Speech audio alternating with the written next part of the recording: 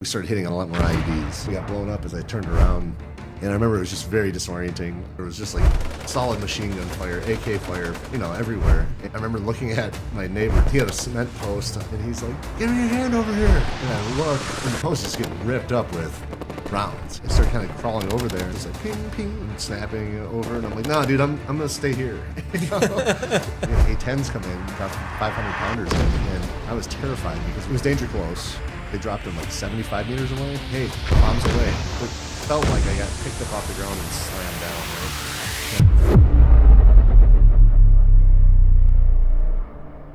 right? Welcome back to the podcast. It's going to be a fun episode today. I'm very excited. Today we got on legendary Josh Shores, 1.5 Infantry Marine, Ramadi 2005, and Afghanistan 07-08, correct? Correct. Okay, yep.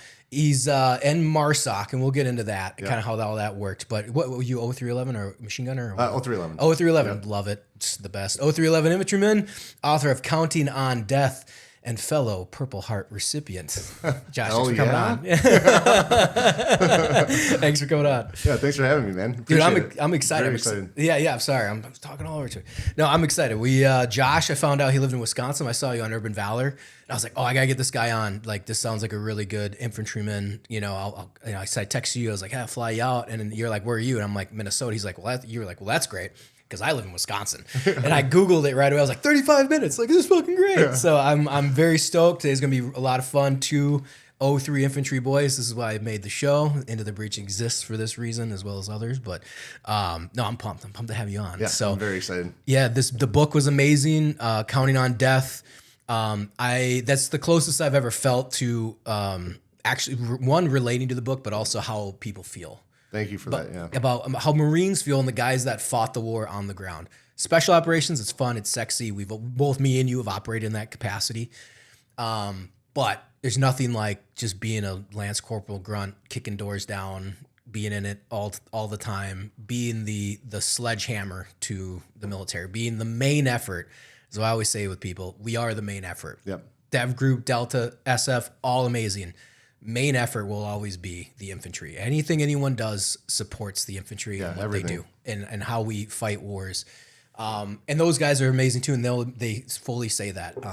The clicks are great. I mean, if you've got a YouTube channel, be a special operations or tier 1, but this is an infantry channel. Jesus, can I talk today? Infantry channel. And I love it. I obviously have a lot of friends in all the communities. So I'm pumped to have Josh on, and I will stop ranting. And Josh, thanks for coming on. Thank you for having me. Like I said, it's awesome to be here. It's an awesome setup. And to be able to just talk one-on-one with someone who's been on, like, you kind of paralleled, and you said from your words, you paralleled service with me in a sense, and very similar stories. So I'm excited to go down in the weeds on it. And thank you for taking the time to read the book. Yep. I'm curious to hear your thoughts on that. And I bought it 3 times. So you did. That's right. Yeah. I owe you 2 refunds. No, not at all. Not at all. Can go into the book fund, the Marine Infantry book fund. Yeah, exactly. But yeah. Before I was thinking of that, I tried Audible twice, so I don't know if they charged me twice, and the app didn't work. And it was last week, and I was like, I gotta read this, or I gotta listen to it. Yeah. And then it didn't work, and I was like, F it, I'll go to Spotify. Went to Spotify, paid for Spotify, and it worked. I was like, cool, all right. So then I started listening to it over a few days over the Memorial Day weekend. So. Did Audible have did you see the charges? I gotta look. I know I clicked twice on it through my phone, and I paid. And again, I don't know if I paid. I definitely paid once. Yeah. And it was like thinking, and it just wouldn't work. And then I paid for it again, and it was thinking. I was like, okay, I can't. I'm already busy as it is. So I'm like, F it. I go to Spotify. Like, I don't have time for an hour to like unload and recheck and like, offload the app, unload the app. I was like, F it. So I went to Spotify and just downloaded it and got it. And it was awesome, like right out the gate. So yeah, we'll kind of start off like one, we're both Midwest boys. So I always like to start with the origin story. On why you joined the Marine Corps. Your grandparents fought in I think it was World War I, World War II. Correct. Yep. Yeah, and growing up in Wisconsin. Let's just start there. Yeah, man. Grandpa and great grandpa were both in World War I and World War II, and they were Army. So it was just something that was kind of always there. I saw photos of them growing up and everything. And my dad is in the Marine Corps in late 70s, and so it was something that was always there, like the military service end. And even my mom's side of the family had brothers in the Marine Corps. and watching movies growing up, Platoon, Full Metal Jacket, and you're like, well, if I'm going to do any, and then I found Boys in Company C, which a lot of people don't know about, which is it's when Arlie Ermy, it's one of his first ones as a drill instructor. It's about Vietnam. But that's another solid one if you want to get a little more Arlie Ermy. Check out Boys in Company C. But that was another one that solidified, like, I need to do the Marine Corps, I think. Yeah. So, as soon as I made the decision to join, it was like I was hell-bent on it, and I did everything I could just to get to the Marine Corps. And so I graduated high school early, and I saw there's another young Marine that just did the same online somewhere. I can't remember where he was from, but he graduated in his blues, received his diploma. So good for him. He knew what he wanted. Oh, recently? Yeah, that was Atlanta. Oh, that's what it was. Or Georgia or something like that. Yeah, I saw that same clip too. Good on you, dude. Yeah, But yeah, so it's funny. Growing up in Western Wisconsin, it was very small town farming community. So not a lot of bad things, like not a lot of conflict. I had 4 jobs growing up, working 4 jobs, and I'd always been a hard worker. So I thought the Marine Corps would be just a natural step to continue my life. And at first I remember going into the recruiting station and saying, I want to do 20. And I was at MEPS. I was talking to the dudes in MEPS, I was like, I want to do 20 years. And they're like, well, whoa. Why don't you do 4 and see how you feel? And thank God. I can't imagine having done that. Signed a 20-year contract. Just signed a 20-year contract.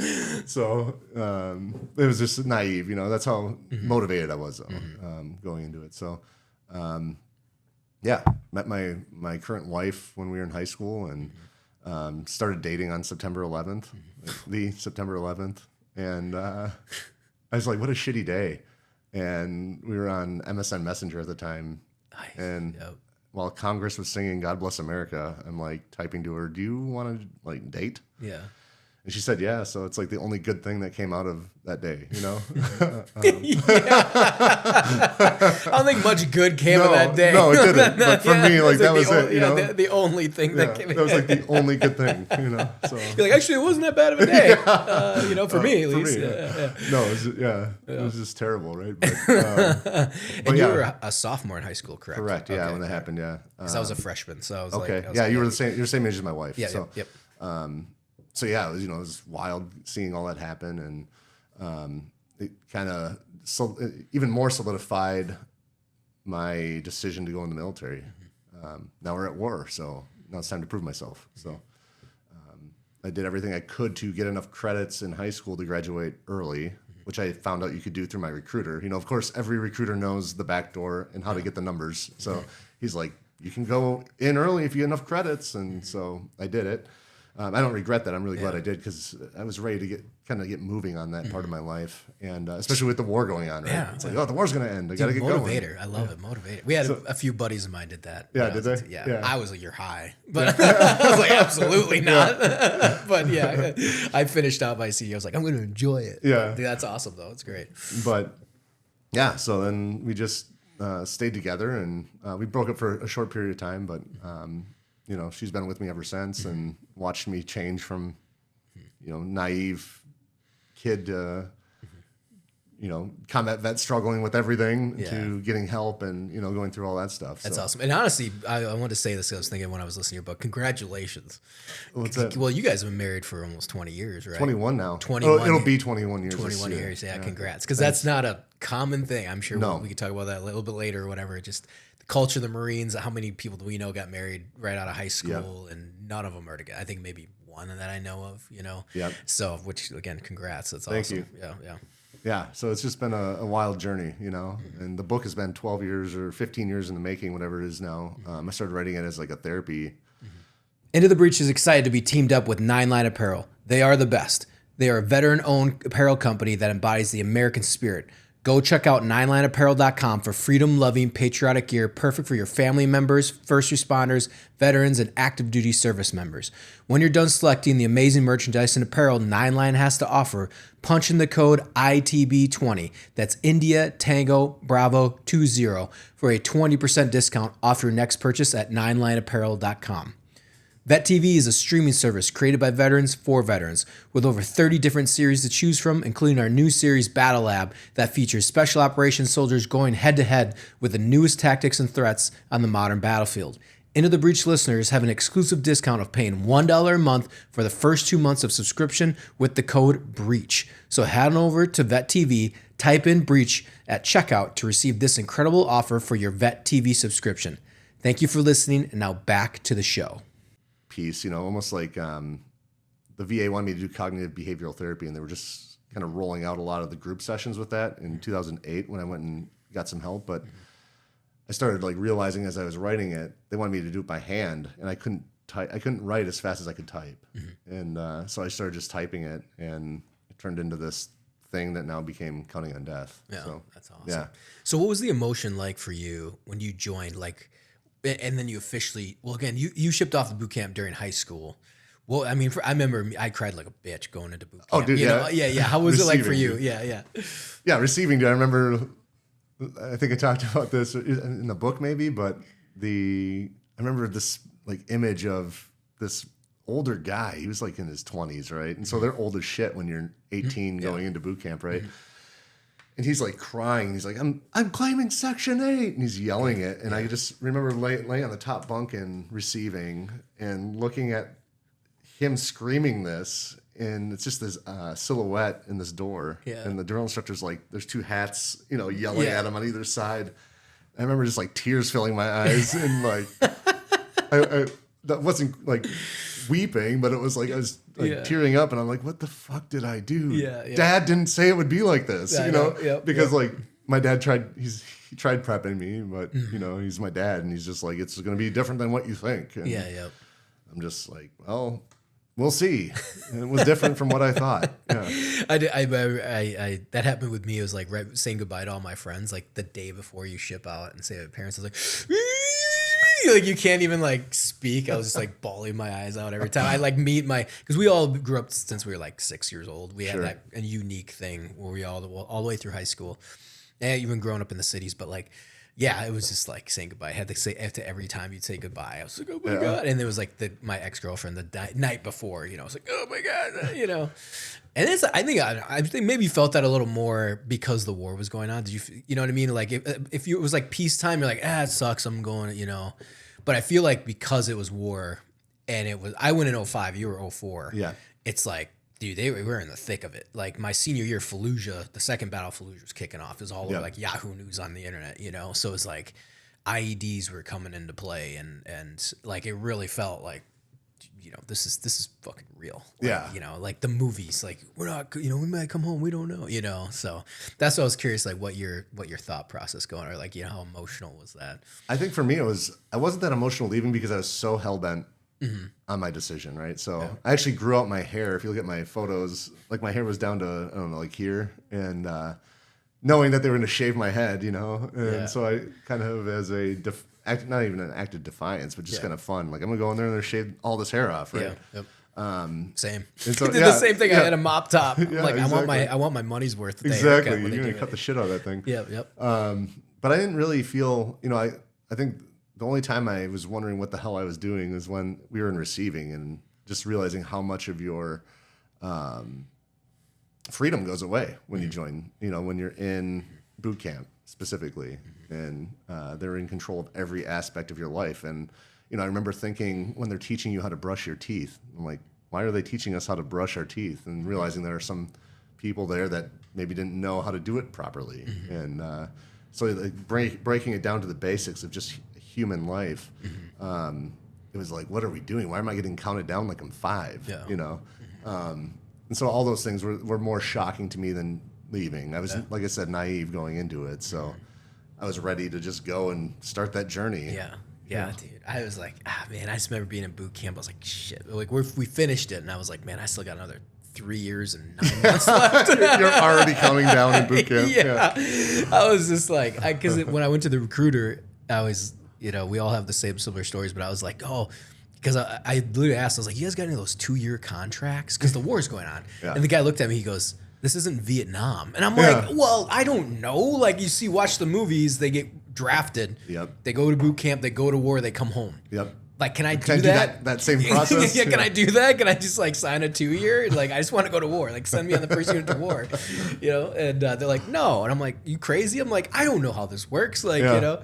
But yeah, that's, it was, those are interesting years. I mean, like those years were, you know, pretty heavy, but. Yeah. I mean, like at the end of the day, it sounds like it was similar to you when I was I mean, the feeling of wanting to get into the fight is what drove me to stop. I went through the Recon pipeline and SOI. Yeah, let's start there. Let's go back. So you go, and I like your graduation too. Oh yeah, the Blues. Yeah. So let's go back. You go through boot camp.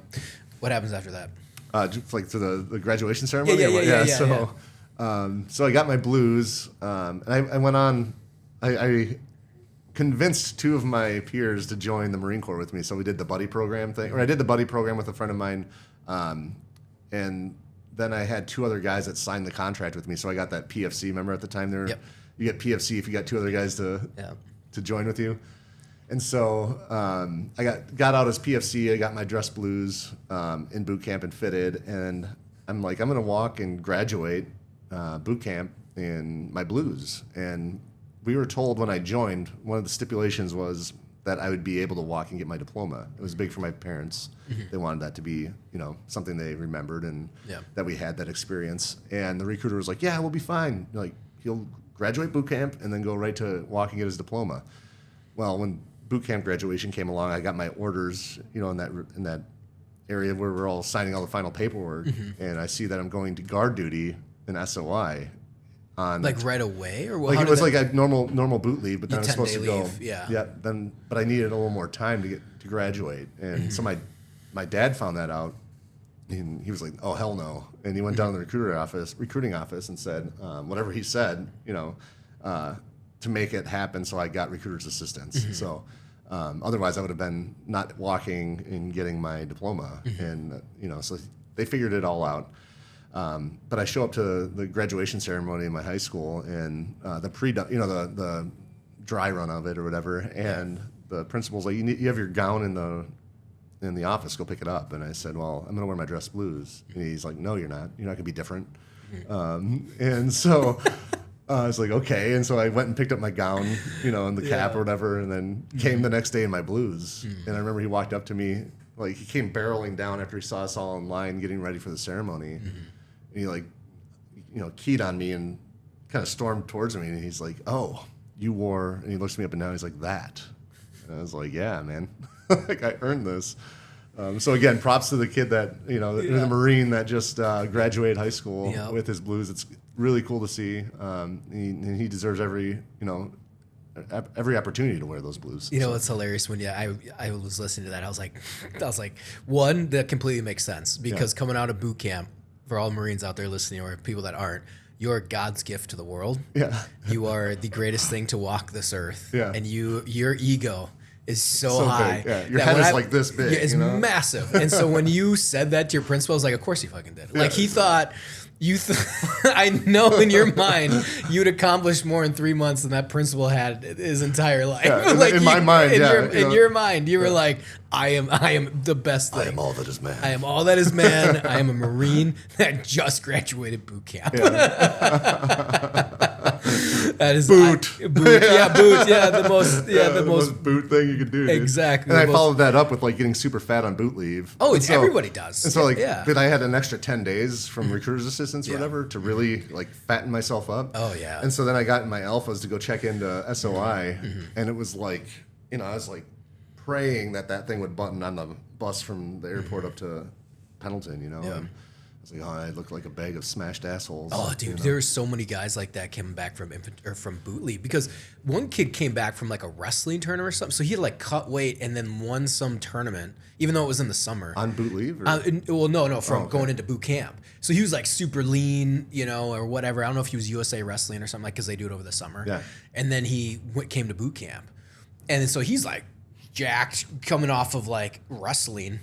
And then you see him at, you know, he's like gained 20 pounds, you know, from boot camp to, because it's like, yeah, dude, like he hadn't had a break. And then, so everyone's coming back, and all the instructors are laughing at everybody, because it doesn't matter how fit you were before you went in, you were still like that boot camp weight loss. Yeah. Dude, and they kind of, I don't know, I think they do that knowing they're fucking with you. Like, dude, none of these guys are coming back from 10 days fitting into their alphas. Because that was hilarious. Even at the end of infantry school, my buddy Monty was just like spilling. He's like this short Mexican. Yeah. Just spilling out of his, and they were like, the instructors were laughing at because his legs are like tree trunks. Yeah. Like one of those stout little Mexicans, and it's like his butt was like huge. Like it was hilarious. It was, and I can't talk. I mean, I was blowing out of my alphas too, you know. But it's the Taylors. It's their conspiracy, right? Exactly. They're making the money. They're making the money. Yeah, they're making shitloads of money off of fat, you know, infantry guys coming out, you know, or Marines just coming out of boot camp. Yeah. That's awesome. So you graduate, and then what was it moving into infantry school? Like, you know, how was that? I mean, because like right away you're playing with machine guns and. Yeah, I mean, it was like cool. I remember, so it was a weird time too in the world, I guess, really, because it was. Keep going. All right, I'll wait for you. But yeah, it was a weird time because we were transitioning as a country and as a world from like analog things like, you know, the phones, and like we still had pay phones, so we had to have calling cards, and, you know, we'd make those calls from SOI. On the payphones that were down by the PX there. Yep. And we had the cameras we had were still the point and shoot with the ratchet wind, you know. Yep. So you know, I remember getting done throwing a hand grenade, and I like walked down that weekend and called my dad, like, Dad, I threw my first grenade, you know. Yeah. And I just thought it was like the coolest thing, right? But it was just kind of all these things that you think boot camp is going to be, that you're actually doing at SOI infantry school. So. That was, for me, that's what it was more than anything, was that experience of, okay, now I'm actually doing the Marine stuff that I thought the Marine Corps was, right? More of the fighting and the tactical end of it as an infantry Marine.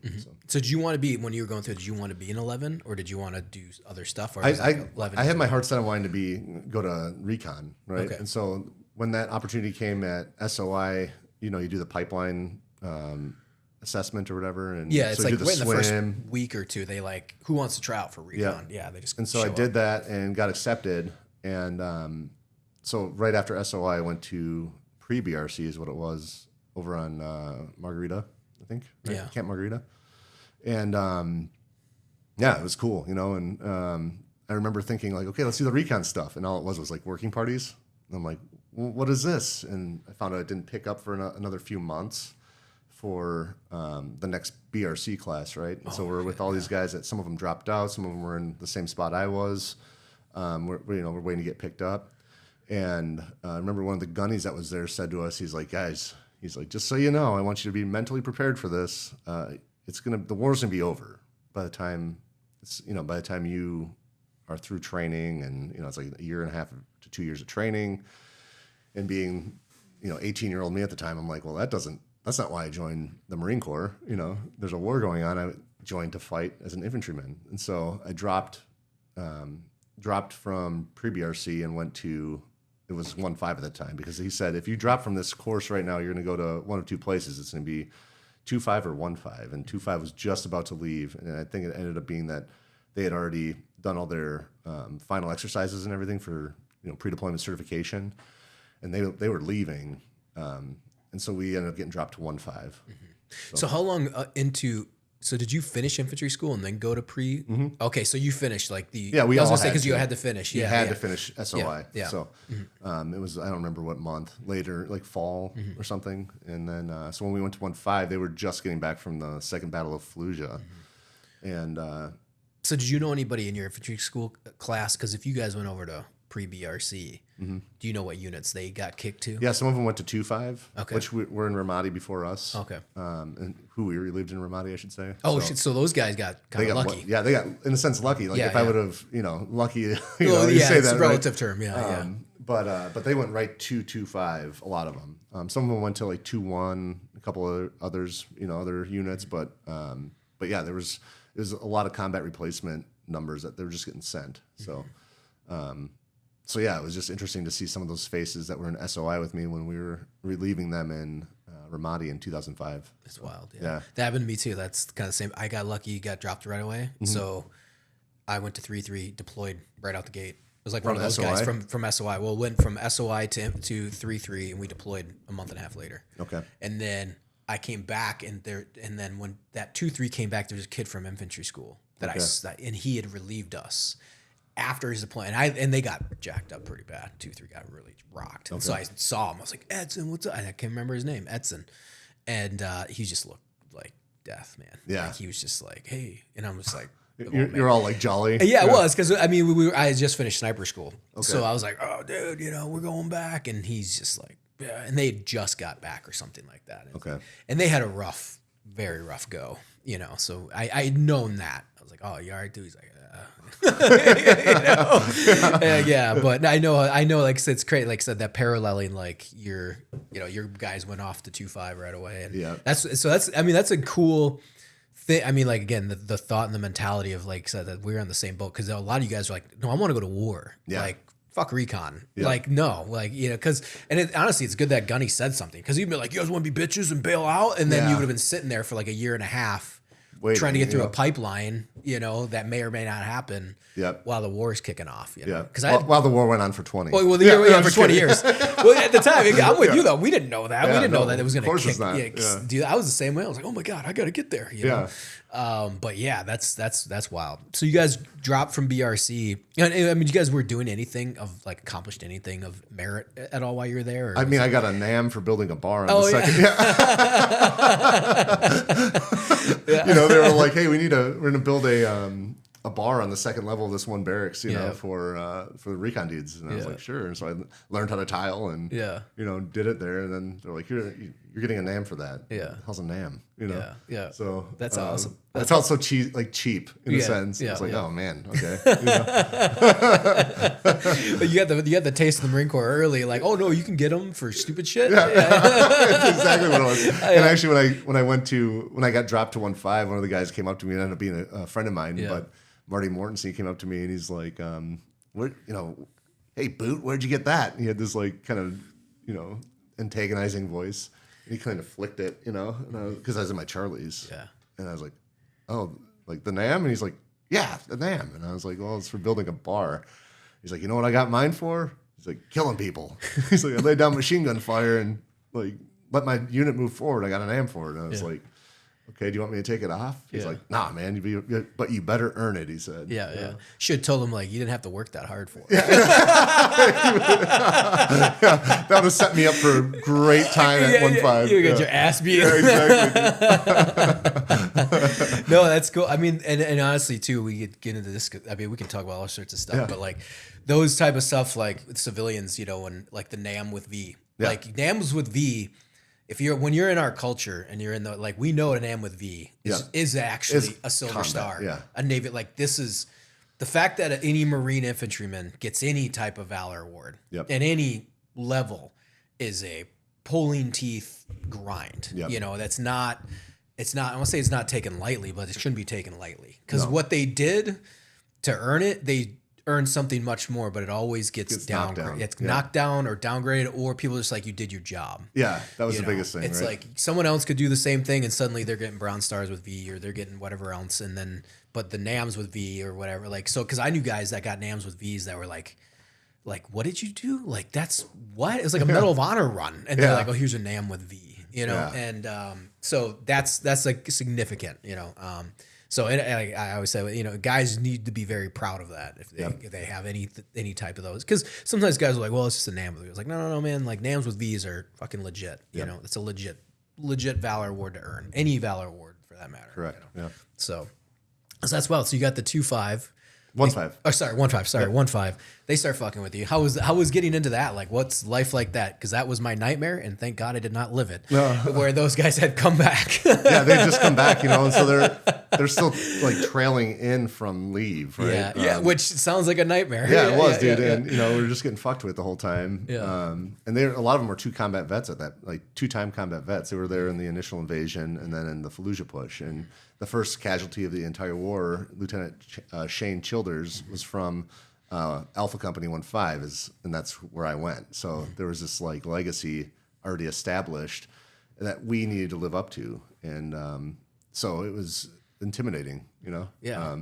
But it was good, It was, they're sizing us up just as we're sizing them up and seeing if they're seeing if they can trust us to stand next to them in combat, which we knew we were going to, again, right? Yeah. So for them, it was it was just a wild kind of time to be a Marine, young Marine, right? Yeah, because the way you wrote about it seems like you guys actually got a lot of training before you worked up, or you guys went over. Yeah, we started right away. Like they came back from their post-deployment leave, and we went right into company exercises. And the one thing that was very helpful was a lot of the older guys were very interested in keeping us alive, right? So they were nice. Like, they're like, do this. Here's what happened. Don't do this. This guy had this happen, and then just hearing the stories as we'd be sitting in like Victorville, right? Victorville was a big training thing we did. I think a lot of military units were rotating, or Marine units were rotating through at the time with like tank training and stuff, and just working alongside other units. And we'd sit in these like rooms full of asbestos and like sleep, right? As they're telling us stories of, bullets shooting off handsets from comm gear and everything as they're making runs. And, you're just like, wow, these guys are legends. And I have to live up to that. So, yeah. Well, that's good. I mean, it's always cool to hear that, because I always hear about the 90s or the units that like, but it's always worse if they've never seen combat, like the hazing or whatever.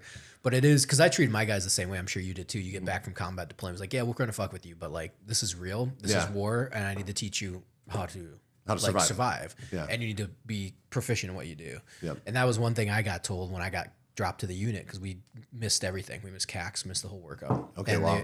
So you went right into it. Right into it, yeah. My team leader told me, it was either my team leader or squad leader, told me right out the gate, he's like, we don't have time to haze you, we need to train you. And I was like, yes. And we still got fucked with, but like, at least, like your guy, that's awesome to hear that your guys were like, no, like, yes, we're gonna mess with you, but like legitimately, especially 2-timers, they're not even 1-pumpers, they're 2-pumpers. No, they're 2, and I think the thing that came with that though is there was a lot of like, you'll never be one of us. You know what I mean? So there was like, you're constantly trying to prove like, I can ride with you guys. Can you, let me do it? Let me show, and you're doing that with the Marine bravado that we talked about earlier, where, I'm a Marine, I'm going to do it. Right. And you do, so. Yeah. It's crazy. Like what you can or can't do, and not even can't do, but like what you get worked up to do. And you get enough, anything has trigger time. That's filmmaking, that's writing. It's all trigger time. Yep. And when you're a young boot, just getting behind the squad and fucking up and then getting better and you get more training time. That's just, or trigger time. It's going to help, especially if you guys are backing you up, so I'm sure you guys were pretty proficient before you took off. I mean, you get to a point where you can look in the, if you don't have nods on, or even if you do, you can see someone's gait as they're walking. And it's like, okay, that's, it's Marty, that's Sergeant Laws, that's, so-and-so. So yeah. So what was that then? How long did you guys work up for? And like, so when did you get dropped to 1-5, and then when did you guys take off? I think I got dropped there in, I want to say October, maybe September, October of 04. And then we took off in February of 05. So it was like train. So, wow. So it was so you only had like 5 months. Yeah, it was very not even. Like I think it may have been even less time. I don't remember when I got dropped to 1-5, but it was very quick. Yeah. And then you have the month pre-deployment leave in there, so it was a very short kind of thing. Rotation. Yeah. How much do you guys get for pre-deployment leave? I thought we got like 20 days, didn't we? Or 30 days or something? We got like 12. Oh, okay. Yeah, I don't know. Yeah, maybe it was. Maybe it felt like a long time. Whatever it was, it felt like the right amount. Yeah, right? Yeah. Ours were never that way. I don't know why. I don't know why we had such short ones. I don't know why. At least that's what I remember. But we're all shaved heads for the first deployment. I don't know if you guys did that. Yeah, we did. All the boots shaved their heads. And I remember my buddy, my buddy Matt. We were roommates together, and he's like, we're getting ready because our pre-deployment leave went over Christmas of 04. It started right before Christmas, and so we, I hadn't shaved my head because my platoon made me, and Matt was in a different platoon. And I remember he's like, "Hey, can you help me like trim up the sides of my head?" And I'm like, "Sure." And so I'm like trimming. You're in the barracks in the bathroom, and his head's down, and I'm trimming up the back of his head, and he looks up as I go. Zzz, And I went all the way. I just started shaving his head for him, and he looked up, and there's a big pile of hair on the counter, and he's like, "You motherfucker!" And he was a senior guy. No, he was a boot. Oh, like boot me, too. Oh, yeah. He came from Recon with me, right? So that's where I met him, and he was so mad though. He's like, "My family has photos, lined up. We were supposed to do Christmas photos." he was going to shave his head after the photos. I'm like, well, you're shaving it now, dude. I'm sorry, Dude, that's awesome. That's hilarious, dude. So he was and I justifiably pissed him off.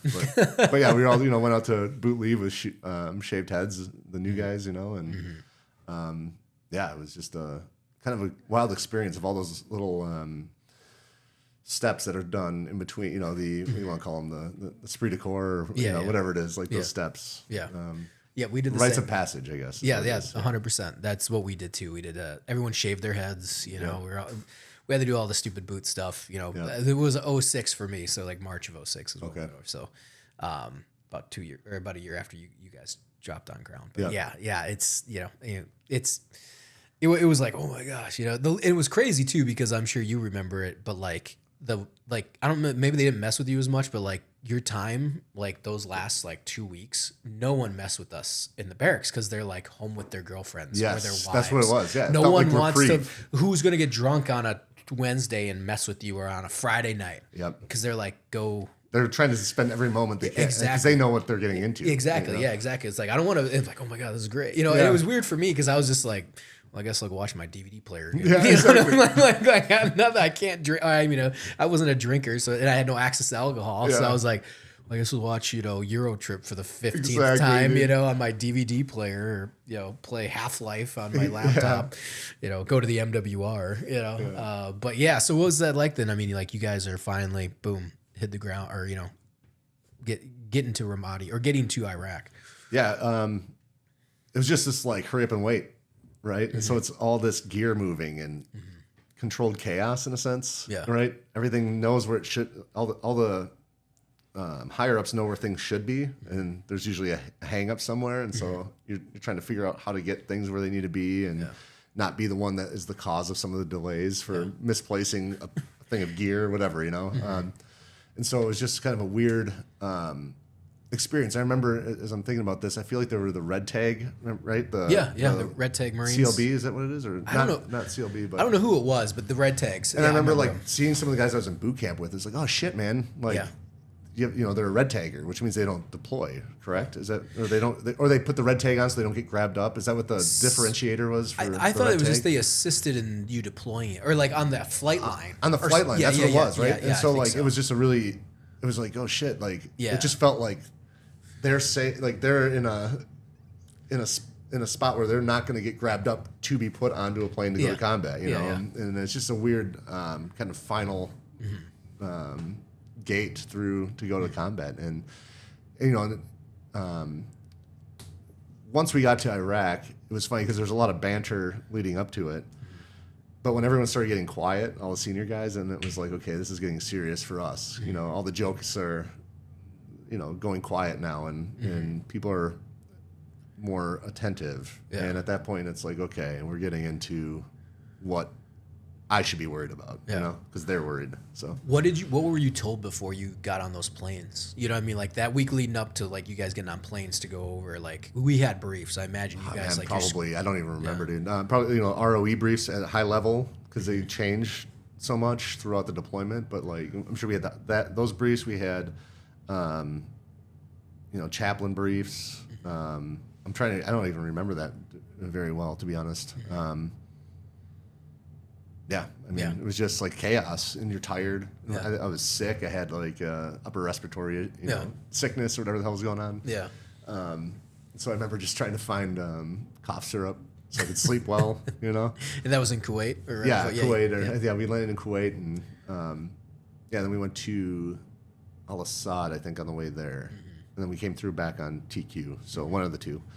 But yeah, just being on C-130s and feeling that combat drop, and I remember I was just like a boot and naive. I didn't know they had bathrooms on C-130s, so when we got on from Kuwait to go to Al-Assad, I had a piss so bad, and I just held it the whole hour flight or whatever it was, and not realizing I could have went to the bathroom, but I was just like, is also new, and everyone looked concerned and was stoic, and everyone was in their mind. So it's just this droning of the engines as everyone's staring off, thinking. So very just almost somber. Yeah. So. No, I'm with you. I mean, I remember having to take a piss really bad. Yeah. I don't remember what I did. I think I pissed in a bottle. Very discreetly, and then realizing there was a toilet. Yeah. See the Air Force guy coming out washing his hands. You're like, oh shit. Yeah, exactly. You haven't even washed your hands, dude. I think because like for some weird reason it was just like, and I was like down the road with the C-130, so it's like, oh yeah, I'm the dipshit that's gonna get up on this and flight. Walk all the way up. And and then take a piss. Like I don't remember what I think I pissed into a bottle. Yeah. Like very because some guys were like racked out. It was in that weird, everyone's exhausted type thing. But yeah, so you guys you land into Al Asad from Kuwait. Did you guys get action at the chow halls before you guys took off? Or? Oh yeah, we went to hit up the PX and the chow halls, and that's when that's when we were in Al Asad, and we had the tent. It was like tent city, but they had the green canvas tents still, so it wasn't even like the white ones that they had, the nicer ones. With pallet, we had pallet floors, and the first thing I did is I plugged in my speakers, wanting to listen to some music and share it with the tent. And I didn't realize you needed to have a inverter or whatever it was. Converter, so I just fried my speakers and threw them in the trash. Many of Xboxes have been sacrificed to the power converter. Yeah. Oh yeah. Yeah. The 220. Yeah. Exactly. Yep. So then I learned about midnight rats from one of my friends that had already been twice to Iraq. And he's like, "Hey man, let's go get mid rats." Like, what's that? And it was like full meals for people at midnight. What? You know? So dude, we just kind of messed around and just did that. So obviously there was Firewatch and stuff, but were they was there like a nervous feeling? Did you guys have like excited feeling? I was excited, man. I was naive, right? So it was just like I was so convinced that I wouldn't let my teammates down, right? So I didn't want to show fear. I didn't want to feel it. So I just let it be, Yeah. So when did you guys eventually move out into Ramadi or into Hurricane Point, correct? Hurricane Point. So we went to Camp Ramadi right from Al Asad, and I remember we just drove 7 tons there, right, and sat in the back. We stayed at Camp Ramadi for like a week to acclimatize, and then moved right into Hurricane Point. So, within a week or so. What was Camp Ramadi like? It was nicer than Al Asad. It had wooden cabins basically, and we had bunk beds in there, and it was just some more training, tactic wise. Our squad leaders were going out at that point, and our higher ups, and they were patrolling with 2-5 in Ramadi. So they'd go on patrol and come back and tell us kind of what we could expect and what the other members of 2-5 were saying that we should be looking out for and all that. So. How did 2-5 handle that deployment? Like, how was that? For them? Yeah, for them. You guys were leaving them. What were they telling you guys? Or they were trying to dump as much as we could. Like when we finally got to Hurricane Point, and then we went to the government center for the first time. That was the first time we had chances to really talk with some of the infantry, like junior Marines. And they were trying to dump as much as they could on us. Like, hey guys, be careful of this, watch for this. They didn't patrol with slings on as a saw gunner, so they didn't have their sling on their saw because they're like, it'll be cumbersome, and if you have to like move with it, you can get hung up. So they're like, their lieutenant wouldn't let them wear slings on it, and really, and so they're like, be ready, and they're like, I always go condition 3 if it feels like you're gonna get in a fight. They're like, go condition 3 on that saw, because it's a safety thing for the most part, right? You didn't want to go condition 3 unless you were or getting ready for that. But and for people listening, condition 3 on a saw, it's an open bolt weapon. Yeah, thank you. So that means that you have to rack the bolt back, and then basically it sends the bolt forward and then fires, and then it cycles. Yeah. So you can keep the bolt forward, and generally it's pretty safe. Like nothing's going to happen. Yeah. So when you rack it, you see in the movies they rack the machine gun. That's what they're doing. Is put in condition 3. So when you pull the trigger, it fires. Yeah, it shoots a bolt forward to fire. So, but so that's it was just little things like that. They talked to us about the sniper dance, right? So they're like, you never want to stand still. If you're going to be on a corner, you want to be moving. And so it was little things like that we didn't learn in SOI and we didn't learn through our leadership because a lot of the tactics had changed. Yeah. And they had started hitting a lot of IEDs. And they're like, when you hit your first one, it's, just be ready for the next one. And, you go into it and you're like, well, you guys kind of fought that part of the war, right? Like, well, we'll get into the other part and, you don't know what to expect. And so, yeah. Yeah, it's crazy. So what was then your first time then? Are you at the government center? When do you guys actually leave? Because it sounds like, because I didn't fly through or go anywhere near Camp Ramadi or Ramadi area. How was that then? Like, was that a pretty sizable base where you guys can actually like get resupply? Did it have a PX? I always kind of think like the government center, you mean? Or government center, yeah. Or I should say Camp Ramadi, but then also how was the government center? Camp Ramadi was like the mothership of camps, right? Yeah. And then next to it, and then there was another one that was a little bit smaller that was Blue Diamond. Mm-hmm. Those two had PXs on them and were stocked, but then we were at forward operating bases, so a FOB, which on the audiobook, well, he says FOB. FOB. He says FOB, and then he says POG. And I was like, POG. No, it's personnel other than grunts, and I'll correct it. It's supposed to be POG. POG, yep. So, but it's funny, too, because, side note, but when I did the, when they got the audio book rights or whatever, and they wanted me to give them a pronunciation guide, I wrote it out. Yeah. Like it should be PO, like OHG, POG, but whatever. So I've heard a lot of people have called me like, what's a POG? Like, oh man, I didn't have control of that. Yeah. But our FOBs were just like showers and bunks and chow hall. And there's a gym there too. But, the Marines would have to come with hot chow, and the cooks would drive from FOB to FOB and bring us hot chow. So they were just as, able to be blown up as we were moving through the city just to bring us hot food. That was at the government center? No, at the government center we had MREs. Oh, the government center was right in the center of like Ramadi in the district, like the main business district, and that place was like an outpost in a sense. We had when we first got there, it was like pipes that tent poles that went off of the roof, and you'd piss in this tube, and it would like just go into the courtyard. And so 2-4 and 2-5 were just doing that, right? And they were under lots of fire and doing stuff, so they didn't really have a chance to modify it, make it running water and everything. And so that came to be later in our deployment, where we had running water and toilets that actually worked. But for a while there, we had a Vietnam shitter, we called it, and so you just like go out into the courtyard. You had to put on your gear to go take a shit, and it was like a 55-gallon drum that was cut in half.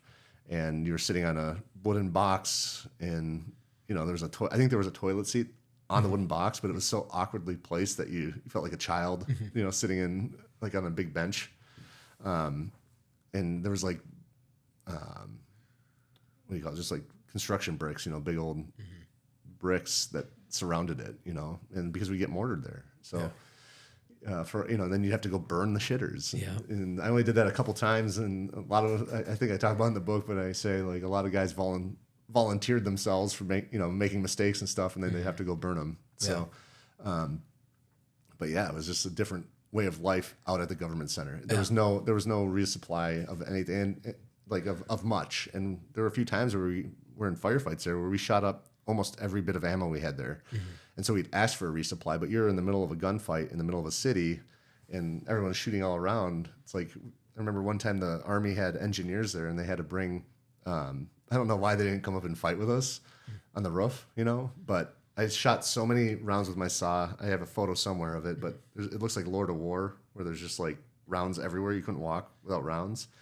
And we had to take the Army's mags out of a box that they brought to the roof, and we were firing them out of our saw, the emergency port, basically. So, there were times where the resupply issue was of concern. Yeah. So, That's, I would imagine, you guys are starting to run low on ammo.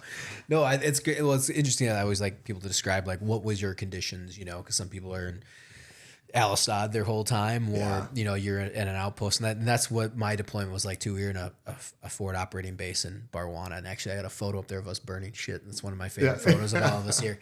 And but we had to do it. It was a necessity. We had 3 of them, and we burnt. The boots burned shit because there's so many. It was a company, but we just kept having to go. So it was just, there was no like, oh, you're getting voluntold to go, or like we had to do it. It was like the privates and below had to. burn shit. So when people are like, you burn shit, I was like, yep, we did. Yeah, and I we got did. a lot of photos of us doing it. You know, You get that, like, remember the fibers that get on you? Oh, you know? dude, it was like, you would have like shit, like it would like bubble up and stuff, and you had to ash it. So you had to burn it to ash. ashes. That's what I'm saying. Those ashes would like fall. Yes. Oh yeah. It was like stringy, weird. Yeah. Yeah. Yep. Exactly. And then you dump it into the burn pit where you're burning plastic. Yeah. And you're burning all sorts of weird chemicals. It's funny too, because speaking of like the burn pit exposure stuff, right? It's all a hot topic and everything. Yep. We had a burn pit in at the government center that was almost always, it was like an always burning pit, right? And but someone at one point was like, go sign up for the burn pit registry. And I'm like, all right, whatever, you know. So I did that. I'm like, it wasn't listed. And it's like, wait, I have to select one from like a listed burn pit? It's like, I just my post overlooked this burn pit for the entire time, you know? It was just funny to see how like the government has like designated, like, this is a burn pit that we'll recognize. And it's like, what? Yeah, I got to do that too. And I've been after that for like 2 hours. Like, oh, I got to go do that. And my buddies have, but I can't believe it was a pull down. Like, no, man, like I literally slept next to it, burned shit and chemical, like next to like on our low forward operating base, there's a giant burn pit and we all were next to it and we burned a stuff. Like, you know, like our posts are 10 feet away. But no, that's wild. So then, so what was your first kind of patrol and your first contact or like your first firefight? How was that? Like, what was the lead up into that? The first patrol was just in the Souk, like in the marketplace, and we had a combat photographer with us that his name's Tom Sloan, but he did a great job documenting that first patrol. And it was just kind of this weird, you know, everyone's trying to figure it out. It's kind of like the first production, right? So you're like out trying to do all the things you've been trained to do while there's all these other pieces of life that are getting in the way of it. Like, are we supposed to allow people in the middle of our patrol? I thought we weren't supposed to, you know? And so you're just kind of walking around looking to what all the other seniors are doing. And it was just like a culture shock. You know, I talk about it in the book, but like just seeing fish and food out and like flies on it. And you're like, wow, this is like where they're going to get their food. And the terrorists at one point had destroyed the sewer system in Ramadi earlier, like with 2-4 or whoever it was. And so the sewers would overflow every night. And it was like this black shit water that was always in the streets. And in the mornings, it would be deeper, but it would recede. It would recede a little bit throughout the day. But nighttime and mornings, it was always really deep. And so we did an evening patrol, and it was like, what is all this black stuff all over? And you know, you realize that it's just overflowing sewers, and so it's a big culture shock. And you know, the wires, like the amount of wires that were just all over. It's like, are these live? Are they, you know, what are they doing? You know, so it was a lot to take in that first patrol, and we didn't get contact that first time, you know. But it's the first time you realize you're at actual human beings' homes and you're kicking their door open to go check it for things, you know, just because we want to. And it was kind of this like culture shock in the sense of like, okay, we're like, we own these streets now, you know, is the mentality that you kind of have. Yeah. And we had a lot of the senior Marines, I'm just remembering this now, but there was the Under Armour ads, and they'd say, protect this house, you know, so they'd kick the door, and we go in there, search for firearms or whatever, anything, and we'd be like, protect this house, you know. And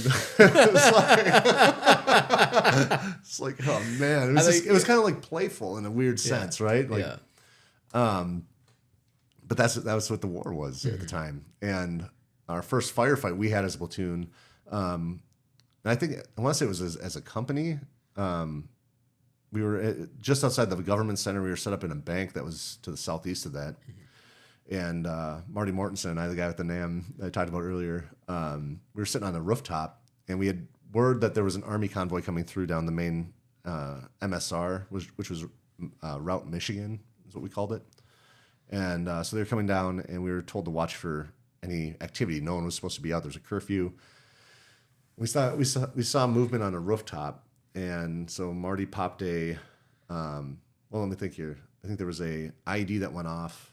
Then we saw movement, and Marty popped a 203 Illum round, and we saw the dude on the rooftop. And so I took a burst at him as he's running toward this door, and then a AK pops out of the door and fires back our direction. You know, it's far away. It was pretty far away, but you know, it was our first technical firefight, and you know his rounds didn't come anywhere near me, and mine were just on that door. So my thought was like, this guy's running for the door. I'm just gonna put my saw sights on the door and just fire into it like a barrage of rounds, and he'll run into them, right? So we were gonna go check and like do BDA, basically battle damage assessment on that door, and one of our junior Marines had an ND with his saw.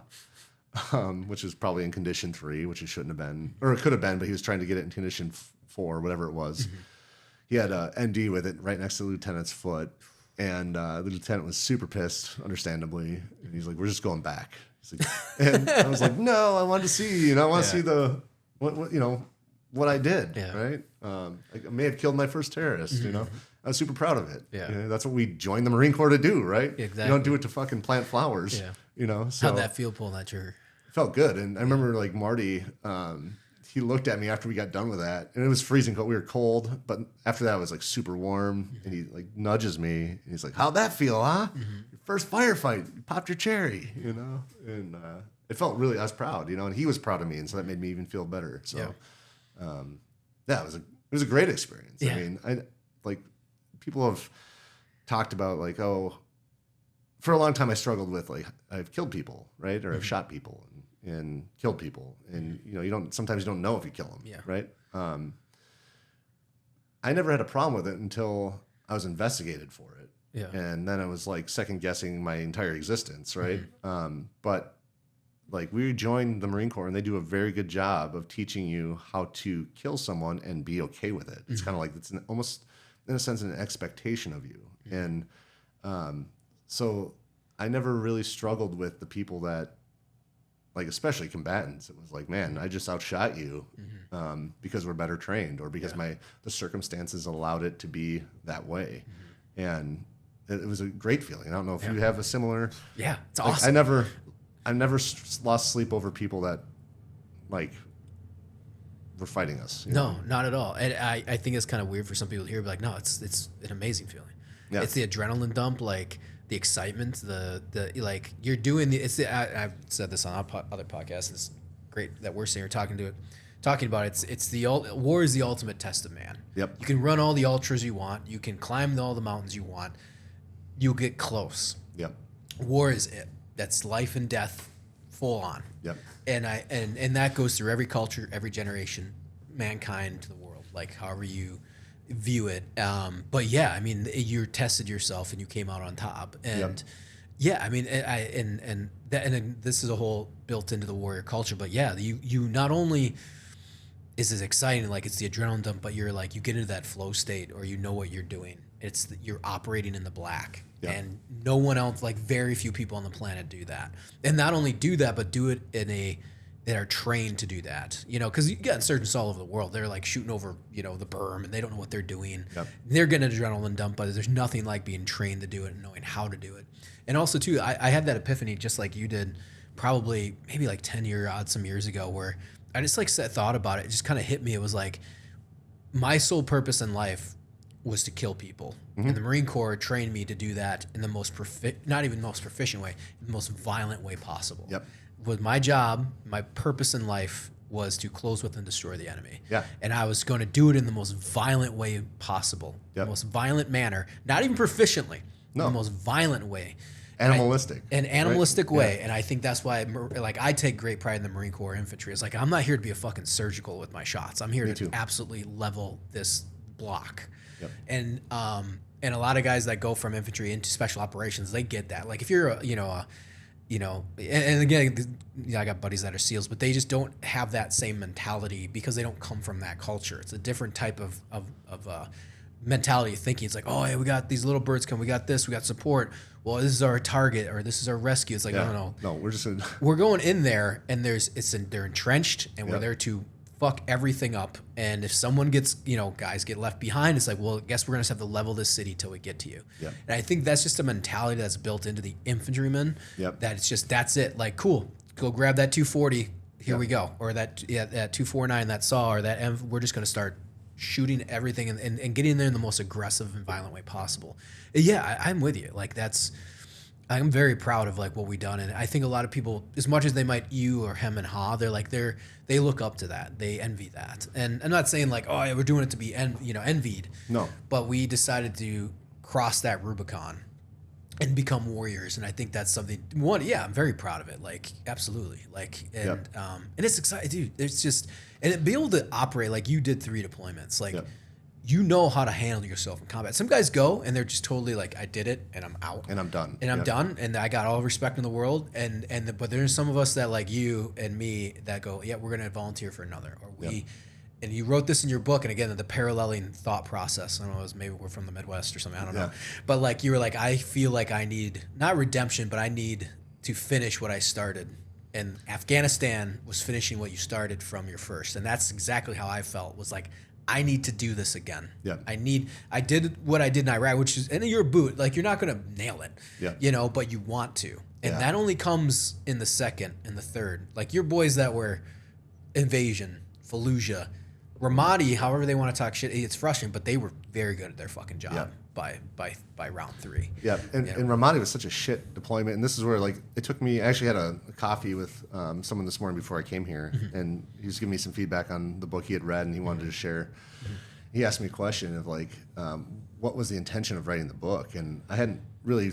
I mean, I wanted to get our story out there, but I'm realizing as I've talked through it, and after it's been written and put out there, I want people to read the book to learn from. Both like the decisions I made that could be done better, but also like when you send the Marines to go do a job, let them do their job. You can't like they sent us to Ramadi to be more of a policing force. That's not the job of the Marine Corps. Yeah. So like the government, like the politicians or the generals, whoever was signing off on 1-5 going back there to do that after having guys that have been in heavy combat for the first 2 deployments, that was a failure on that level. Yeah. Because you have guys that have survived. Once you learn how to survive in heavy combat, you don't go police things very well because like you've learned what keeps you alive and you keep applying those things until the tactics have to change. Yeah. You don't just like drop everything you've learned that's kept you alive and say, now I'm going to be handing out Otis Spunkmeyer muffins and blankets. Yeah. So unless you've trained them in that, and we were trained to kill them all, right? Yep, exactly. And I think we have to, as a nation, have that force. And my intention with the book is to have. I wish every politician would read it and say, okay, we're not going to repeat what happened there. If we're going to send the Marines in, it's to fuck shit up because that's what we're good at. And we have the MARSOC end of it, which is like more surgical shooting, more intentional, movements and intentional objectives. And I think that's what the war should have like. I had this kind of realization 10 years out in between publishing the book and after I'd written some stuff. It was like, well, this war was like Afghanistan and Ramadi after, basically everything after Fallujah, the second battle of Fallujah, it was a special operations war. And you're asking people who are more mature in their military service and in their training to do things that really are needed to be surgical about it, so you're not creating more enemies out of the civilian populace. And but if you're going to send the Marines in, let them do their job. Yeah. And that was my biggest frustration. And as I learned, like reflecting on it and talking to therapists and talking to other military members, it's like when I got investigated for shooting that man at the government center, our ROE allowed me to do that, and that's why it was all like it was looked at and said like this was justified, right? But it's still, as a young 19-year-old kid who's lost friends and like been through the gauntlet in war, it cast doubt in me, and it made me less effective at my job. And I think I was listening to a podcast, Landon Longrear. He did Afghanistan. He's a Marine, and talked about on Jocko's podcast about a very similar situation, which you can't cast doubt into young Marines like that. Yeah. It's not our job. Yeah.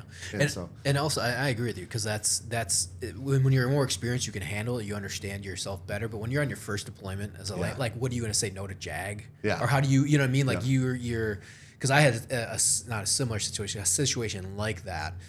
in Afghanistan, my 3rd deployment. Okay. And so we had taken fire from this mountainside. We were doing an operation in the morning, but the previous weeks we had taken Taliban had taken this mountain, like little ridged mountaintop. Yep. And so my job was to go and clear it. In the operation, in the op war, we were going to hit it with mortars first, and then we were going to make our way up. Like, because no one should be up there. No, not civilians. This is like a no, not even a no-go area. Who the fuck would be up there at unless 6 a.m.? You're observing. Yeah, observing. Like, 6 a.m. in the morning. Like, there's no reason for anyone to be up there. And so we hit it, and then we go on, and then we come to find out that it had hit. I think it was like a goat herder kid or so, like a 13, 14-year-old or whatever. And so then they medevac him out. And then an investigation gets kicked up. So kind of like you, but it was all internal. Or I know, I'm sure yours was kind of that way. It wasn't like it went up, like it was internal. Yeah, there's no JAG involved, but it was. There was. Did you have JAG? Okay, yeah. So like ours was kind of like it stopped at like, I don't think JAG was involved, but it was much more of like what happened and do we have to escalate? Sure. And that's what happened with mine was just like, everyone would say it was me. They were just wondering what was going on. And then basically they're like, we had an SF team that I was attached to that was doing, like, we were the ones that went up, and then my ETT, the Marines, were on this side, whatever. And so it kind of was going back and forth. And then they came to me, and they were just like, yeah, they're saying this. And I remember because it was our RCAC. We're not fans of the headquarters. And they came from Kabul. And I remember they go, yeah, what happened? I was like, I called in the mission. And they kind of looked at me like, wait, you called in? I was like, yes, I called in the mission. Mm-hmm. That's what we did. I said, I'm responsible for this, but that was part of the op ward. We hit it. They shouldn't have been up there, kid or not. That's a Taliban outlook post, and like straight up, it's an outlook or lookout, and they shouldn't have been up there. And I was like, I did it. So no one else is. I said that to him. I said, no one else is responsible but me, and we made the right call.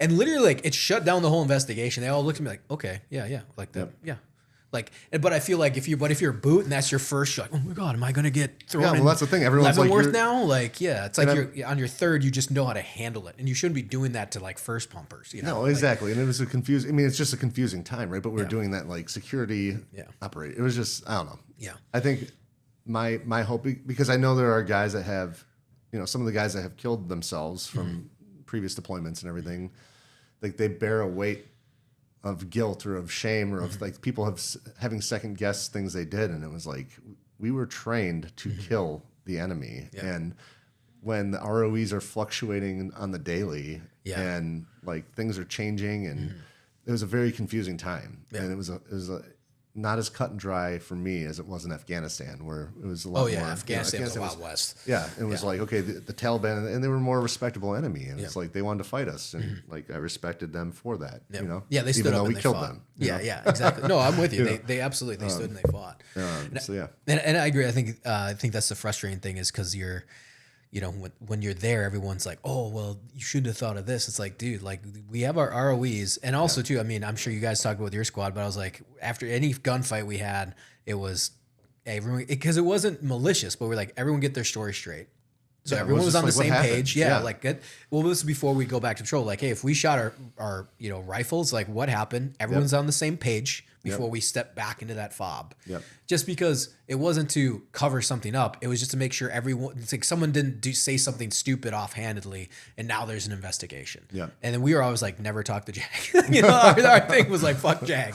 And JAG, if people don't know, they're basically the lawyers of the military, and they are not there to help you. No, they are there to find a war crime to then be promoted and become a hero because they found Marines doing war crimes, and they're suddenly their lawyer of the, and that's how it is. Like JAG is not your friend. No. Like I know they're like, well, we're here to help you. We're here to represent you. It's like, no, you're not. You're here to find. You're just like everyone else. You're trying to get your NAM. You're Navy Com Bronze Star with Valor for trying to dig up a war crime that doesn't exist. Like that's what you're looking for something. You know. And what a boot private that just shot somebody. That's a pretty good target right there for him to. Oh well, I guess I'll find my work. Because you don't know how to handle yourself, or you're new. Like you said, you're the thing was the ROEs at the time were allowing that, right? Yeah, exactly. This is the rules of engagement. I was so confused as a young Marine. I was like, what is going on? I thought we were doing our job here. Yeah, right. Yeah, exactly. And the funny thing about the JAG thing too is I was at our 20-year reunion in DC last August, and got in the elevator, and my wife was there with me, and there's a guy in the elevator with me, and I'm tuned up a little bit. Yeah. Like, man, you look really familiar. Yeah. What were you with? We were all with 1-5, but I was like, what company or whatever. He's like, oh, it's a JAG officer. I was like, oh, you. It's like you investigated me. And he's like, oh, yeah. I was like, it's all good, man. Yeah. Thanks for not throwing me Leavenworth. Yeah. But it was just this like weird, 20-year later realization of like, shit, man. No, I agree with you. That's I agree. I think that whole, again, like, so we're talking as Marines that have gone down this road, and it's frustrating because you're expected to do everything, close with, destroy the enemy, and then suddenly be the best friend. And people are like, well, what? How hard is that? It's like, it's actually kind of hard. Yeah. Because when your enemy is literally picking up a rifle, shooting at you, and then walking behind somebody, or hiding behind children, or dropping it and walking casually away. Exactly. Right? Yeah. Exactly. Yeah. Dropping, walking it casually away, or like, is that having children take their weapons and walk with them, or walking behind a school? I mean, Afghanistan, that was there's on video, of them literally walking behind children from one point to another. We had contact with that. A guy fired an RPG and had a group of kids around him at us, and just casually walked through the intersection, with that. And we're just like, hey guys, he has kids around him. Yeah. But it's the most frustrating thing. Exactly. And that's a difference too. Why? How did we lose this 20-year war? Because we weren't willing to be as dirty as the Taliban. Yeah. We weren't willing to fight the way that our enemy knew we couldn't. Yeah, exactly. And so, of course, we're going to lose a war like that. And to every politician that's listening to this, shame on you if you send us into a war again that we're not willing to be the most brutal and fucking destroy everything to show that we can destroy our political enemy. Because at the end of the day, if you failed us as a country politically, by using your words and you're choosing to send the military in, then you better be willing to let the military do what we're really good at. Yeah, exactly. So, no, I agree with that. And I think I've talked about, this is kind of a different subject, but I talk about, like, are you willing to do what's necessary to win the war? Yeah. It could be like, Afghanistan's unconquerable. No, it's not. It can be, absolutely can be conquered. And it has been. Yes. In the past. They go, Alexander the Great. Yeah, he conquered like half of that. Like, don't, kid yourselves. It's just, are you willing to do what's necessary? Because look at what the Russians do. Are you willing to do what the Russians do in Chechnya? Are you willing to do what the Russians do? Like, Ukraine's a bit different now, but look at Crimea. Are you willing to do, are you willing to literally, which I just found this out, I was talking with a buddy of mine, ethnically cleanse an area, which doesn't mean genocide, but to move the entire populace out, to move your populace in, and to wipe out the puppet culture, government. Everything. Are you? Because you can do it, but are you willing to do it? And I agree with you. If you're going to send us into a country, then you better be willing to do what's necessary to win. And that doesn't mean genocide. I know it shouldn't mean raping and pillaging. Yeah, exactly. It doesn't mean like killing all the wiping out generations. No, it just means, are you willing to puppet the government? Why is Karzai, and this goes back when I was a contractor in 2013, why are we convincing Hamid Karzai to do what we want and giving him another $20 million? I was in McCain's car when his assistants were suggesting to him to give Hamid Karzai another $20 million grab bag to convince him to get on our side. Yeah. Before they went back to the Hamptons for their spring break. And my buddy and I were in the car, and I was vehicle commander of that car. And I was like, he's looked at me like, are you serious right now? That's where we are. Like, why are you trying to play? Because they know they're going to take advantage of it. Yep. No, hey, they'd be like, oh, you don't agree with it?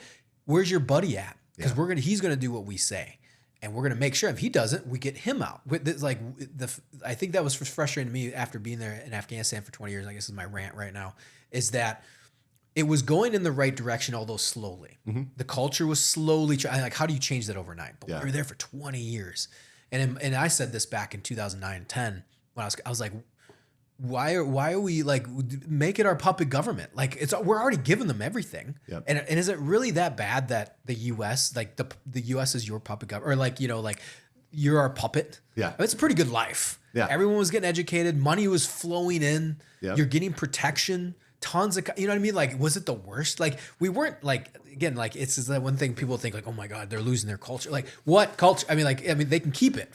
We're just trying to win this war. You know what I mean? Like, we're not wiping people out by the tens of thousands. You know? Can't call it a win when you have a majority or several thousand people lined up at an airport, hanging onto a C-17.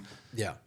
Trying, like, that is the better option for their life, is trying to hold onto a wing of an airplane than like sitting in staying. You know, like we failed them. Yeah. Because we went there, we didn't finish a job. You know, and that's it. You know, we didn't do what needed to be done. Yeah, exactly. And I think that's that. I think when people think, oh, we gotta kill them by the thousands, they're line them up and put them in mass graves. That's not it at all.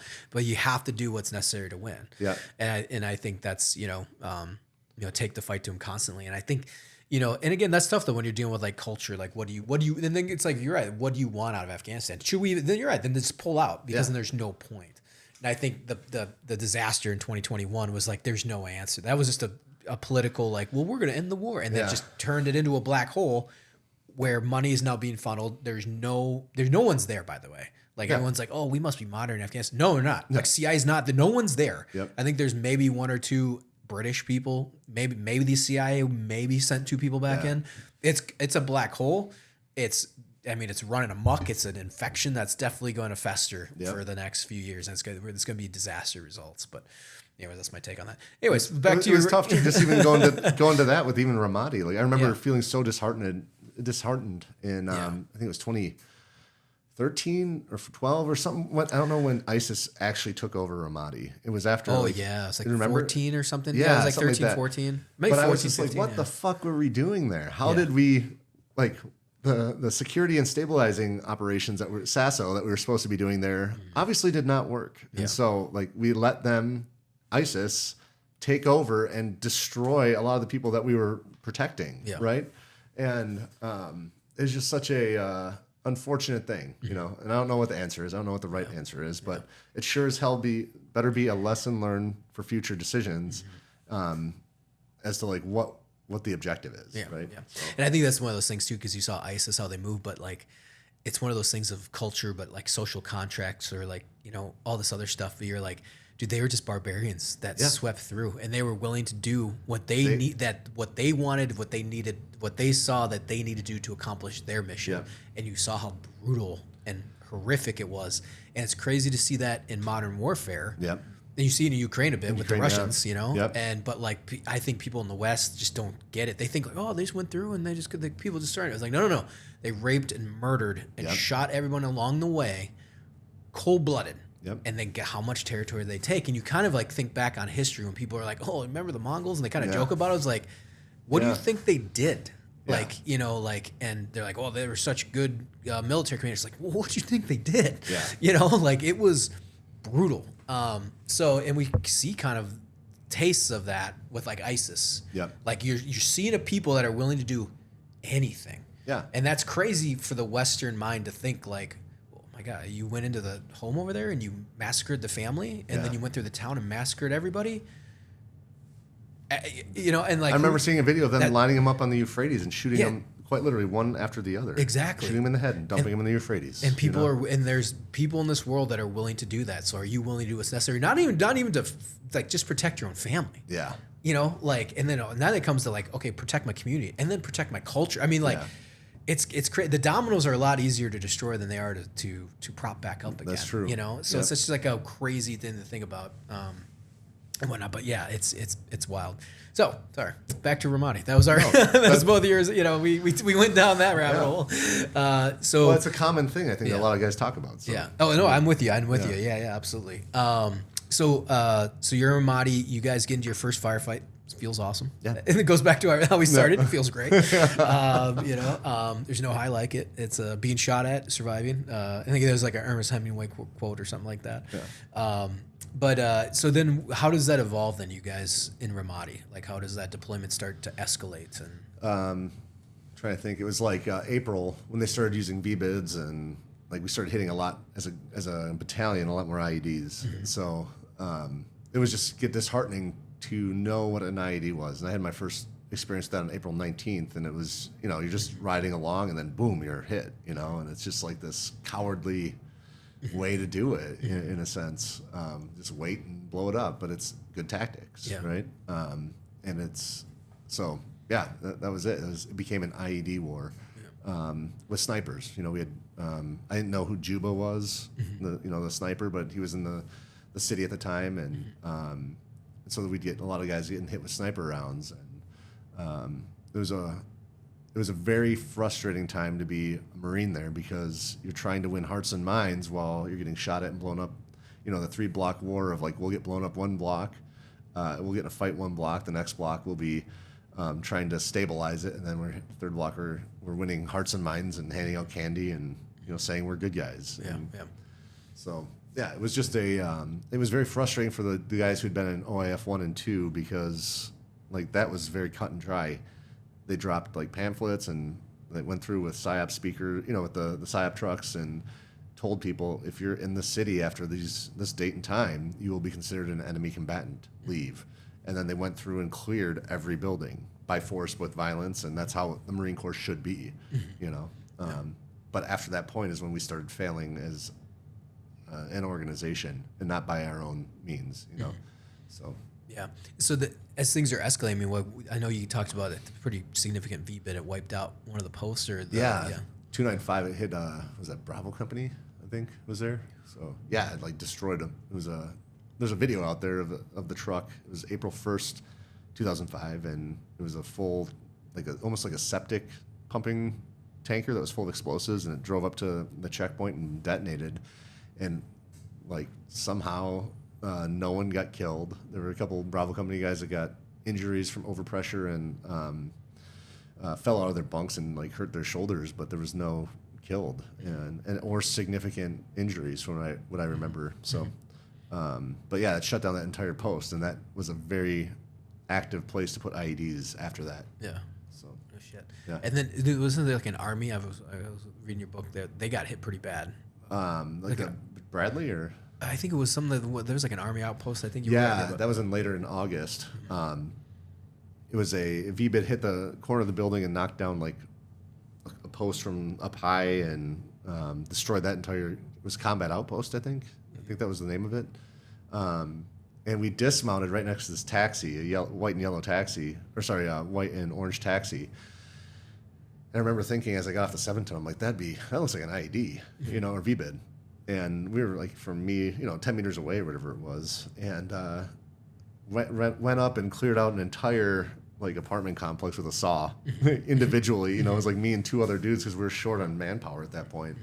And turns out that car was a VBIED, and so Bradley ended up shooting that thing with its 20 millimeter cannon and blew it up. Oh, and shit. Yeah, we have a video of that somewhere. Of, you know, we're all like watching, waiting for it, and it blows, and it's just this massive explosion. So that would have just decimated us had it went, you know, had it blown. Yeah. And they found out why it didn't go? No, because they hit it with like I said, the cannon. No one from EOD went and looked at it, but I don't know if they actually like went and opened it or if they just shot it anticipating it being. Yeah. But it definitely blew. So. They were right. Yeah, they were right. You know? It was a VBIED. Yeah. Yeah. So that's wild. And then so you guys are getting into firefights, and is there any like big moments that stick out? You know, and you know that to you. I know you write it in the book and all this other stuff. Like you guys are hitting IDs and casualties you guys were taking. Was that just escalating then from April? Just like it just kept going. You know, and that's. I'm trying to remember the first KIA for our battalion. I think it was April. You know, I'm pretty sure it was April. So there was like the first month we were there, it was pretty quiet, and then April, and then everything else just kept going, right? And it was just a shit show for trying to make sense of what are we doing? We do these like missions we'd call Tar Heel, where you're out with a counter IED truck, and it had this big arm. And I remember those. Do you remember those? Well, I saw them in like magazines. Yeah, I never actually saw them in real life. And they blow their arms off. You know, they'd go find an IED and it'd blow the arm off. And so it's like, hey, we're gonna do Operation Tar Heel, but the picker, I can't remember what we called it, but that big truck that had the arm on it, like got destroyed the night before. So we're just gonna do it with EOD dudes. And so it's like we're walking alongside convoys trying to look for IEDs, you know, and it's on foot. On foot. You know? Oh, Jesus. Yeah.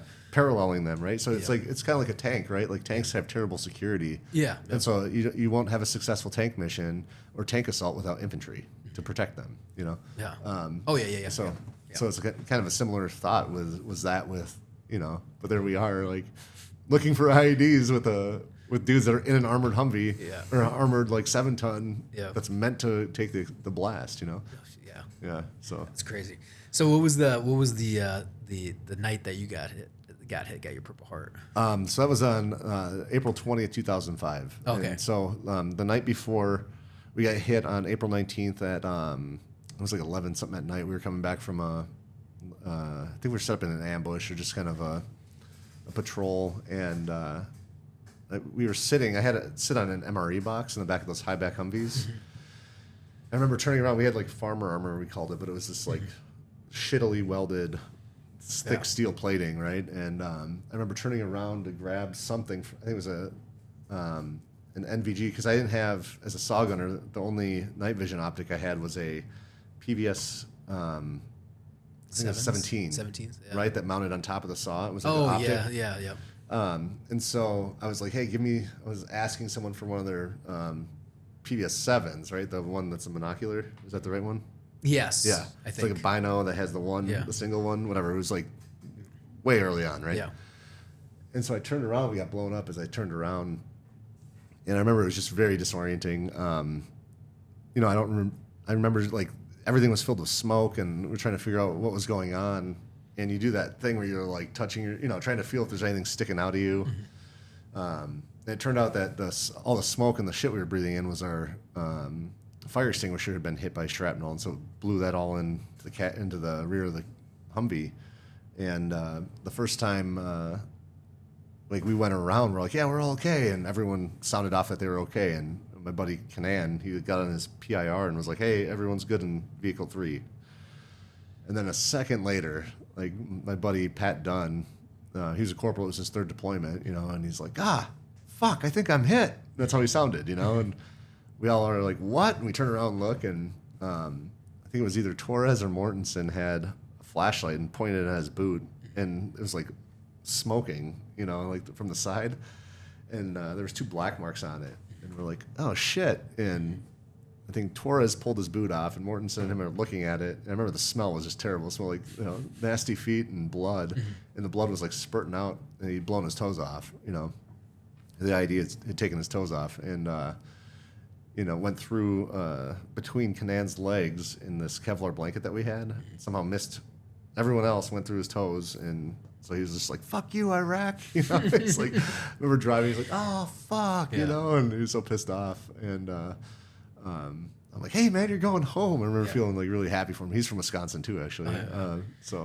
But he was just like flicking off the city as we're driving, through it, and went home. So, and the next day, that's when we got hit with the ID, and lost Kanan and Mortensen on that one. And Tager got hit in the ass, and I got in the left leg, and we were all knocked unconscious. And so, you want to talk about that a little more? Yeah, man. So like, we went out on the patrol. It was 1300. We were supposed to go after some high value targets that were having a meeting at a gas station or something. I can't remember, but it was a company raid, right? And at night or what? No, it was middle of the day. Middle of the day. Okay. Yeah, it was like 1 o'clock. I think it was a 1 o'clock meeting. So we were trying to get there. Our convoy was getting there at that time. And so we went through, because no one would know you guys at 1 o'clock in the afternoon, flying right? Down the streets. Yeah, exactly. Yeah. Real secret squirrel. Sneak up on them. But it was like I think they knew they started having the meetings at times that otherwise we'd be out patrolling or doing stuff. It was middle of the day, and I think I'm trying to remember if at that time there were those long lines for fuel. I can't remember, but either way, we were going through, and we passed right by the south end of the government center. Like my post literally overlooked the spot where we got blown up, and it was right by the bank that I had my first firefight in. It was in between the two, both the government center and the bank. And we serpentined through that, and I remember thinking like, oh, this would be a good spot to like put an IED. We have to slow way down, and there was a mass gathering the day before, which we had not heard of. I don't remember hearing of that until after, but there's a big protest or something at the government center, and during that time they implanted a 155 round on the backside of those Jersey barriers. And so we went through them, and that's when we got blown up. And I remember I thought like, oh, this would be a good spot for it, and then it was just like boom. And and I don't know if have you been blown up? Yeah, so, yeah. And that happened to me too. I turned a corner, I'm like, this isn't right, and then it cut my squad in half. Yeah. And so it was just like out, and I didn't feel anything. Didn't like that would have been the way to go. And and then I woke up and I was the first to wake up. My left leg, I had shrapnel on my left leg. And I remember just like looking around and I felt like I was super drunk, and I was just like, my friend Josh Arnett was like curled over on his saw on the top of the Humvee. And then I looked in the window and I saw like my squad leader and driver were both like leaning on each other. And it was just like a mess. And my friend was on the floor and other friends were just out. And I was just super confused. And then it like hit me like, what a nightmare. It was like this can't be happening right now, And man, it just like, it was just shit, blood everywhere and I started just like yelling. I couldn't get words. I knew what I wanted to say, but I couldn't get anything out. And I just was like, Corpsman, calling. And I tried to get Tagger. He came up next and I was like trying to point to my IFAC and I was like, I was trying to get my Curlex out, but I was like, get my fucking, and I couldn't think of anything else to say, I just kept pointing. I was trying to get the words, but yeah, it was a shit time, we got those guys loaded up and back to Camp Ramadi. And Tagger, he ended up getting hit in the ass. We left him on scene not knowing that he was hit because it was like I threw Mortensen over my shoulders and carried him to the Kazivac Humvee and carried him in the back. And we just left. And I remember seeing Tagger there, but the driver took off and First Sergeant was like for me to go away. And I reached my arm up and grabbed him by the collar as we took off because Tracy Offit is our First Sergeant, but he started like falling out the back and I grabbed him and pulled him in. And we slammed the door shut and we were gone and Tagger got left there, He ended up going on the raid with those guys and they caught a bunch of the dudes, but he didn't get seen by the doc until later, So I remember going to say bye to him because he was getting transported back to wherever Blod or whatever hospital they go to.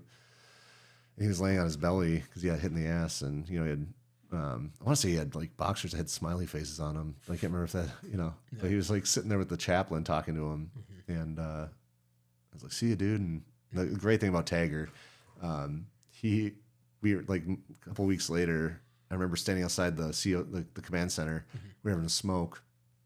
I think I was just getting off radio watch or something, and I heard his voice, and he came up, and I was like, dude, what the fuck are you doing here? And he's like, I escaped the hospital, and he escaped the hospital because he wanted to stay with us, and he like hitchhiked a ride with an army unit back to Ramadi. And I was like, you fucking idiot, But like we all loved him for it, It was like what a great dude, And he sat on a pillow for a while in the upgun because he was a machine gunner by trade. So he sat in the upgun, and then he spent the rest of the deployment with us. So shit, like, fuck, awesome. Man. Was he the one that had the shrapnel in his ass that pulled it out? Yeah, he pulled it out. Yeah, when we were in the back, and he's like, "Oh fuck!" and it burned his hand. The thing was long. It was like this big. Jesus. So, it was a shit day. It was like the worst day of my life. And knock on wood. But yeah, man, that was where the war got real. I think And that was in April, so you guys were still. That was April 20th. Yeah. So that was the third month in or second. March, April, technically second month. And that was just like, from there on, it was just more casualties, more, you'd hear guys, you'd hear the First Sergeant playing the bagpipes, and that's what, and all the phone centers would shut down, if you remember, when people would die. River City. Yeah. Yep. So it was like, well, fuck, someone's dead, And it doesn't, like when you have that kind of war going on, it doesn't make it easy to care and like love the mission when you're supposed to be winning hearts and minds when all your friends are dying, and your hands are tied. So. Yeah, exactly. Yeah. So you guys are how was your squad then after that? Because you guys are, like I said, you lost two buddies. Yeah, we lost two killed, and then we lost Dunn the night before injured. Then we lost Tagger for a while there. And so it went from my fire team. You're wounded too. You got your Yeah, and so that was an interesting, and we'll talk about that right now. So when we got to Camp Ramadi, I remember taking off. I like took my clothes off because I was covered in blood, like from head to toe, and so was Arnett, and because we had carried Marty and Canan. And I remember being like, "Hey, dude, I'm hit," and he got hit. Arnett got hit in the arm too, but it was like minor, right?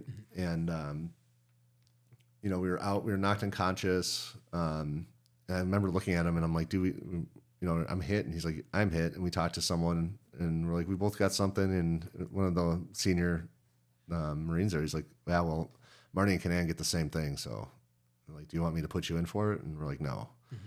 And so,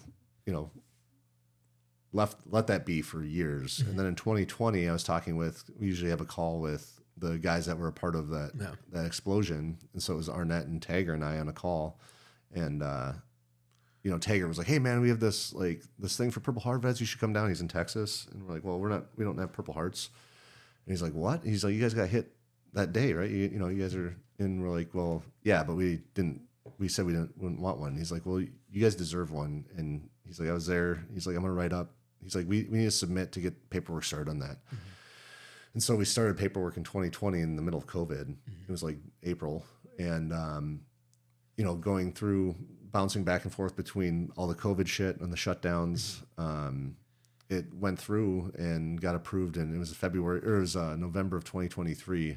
It got approved as a Purple Heart. And so I was awarded that in November of 2023. Yeah. So 18 years later, Yeah, that happens. I mean, like there's guys I never knew about it, right? Until that, but yeah, it was there was some closure there, right? Yeah.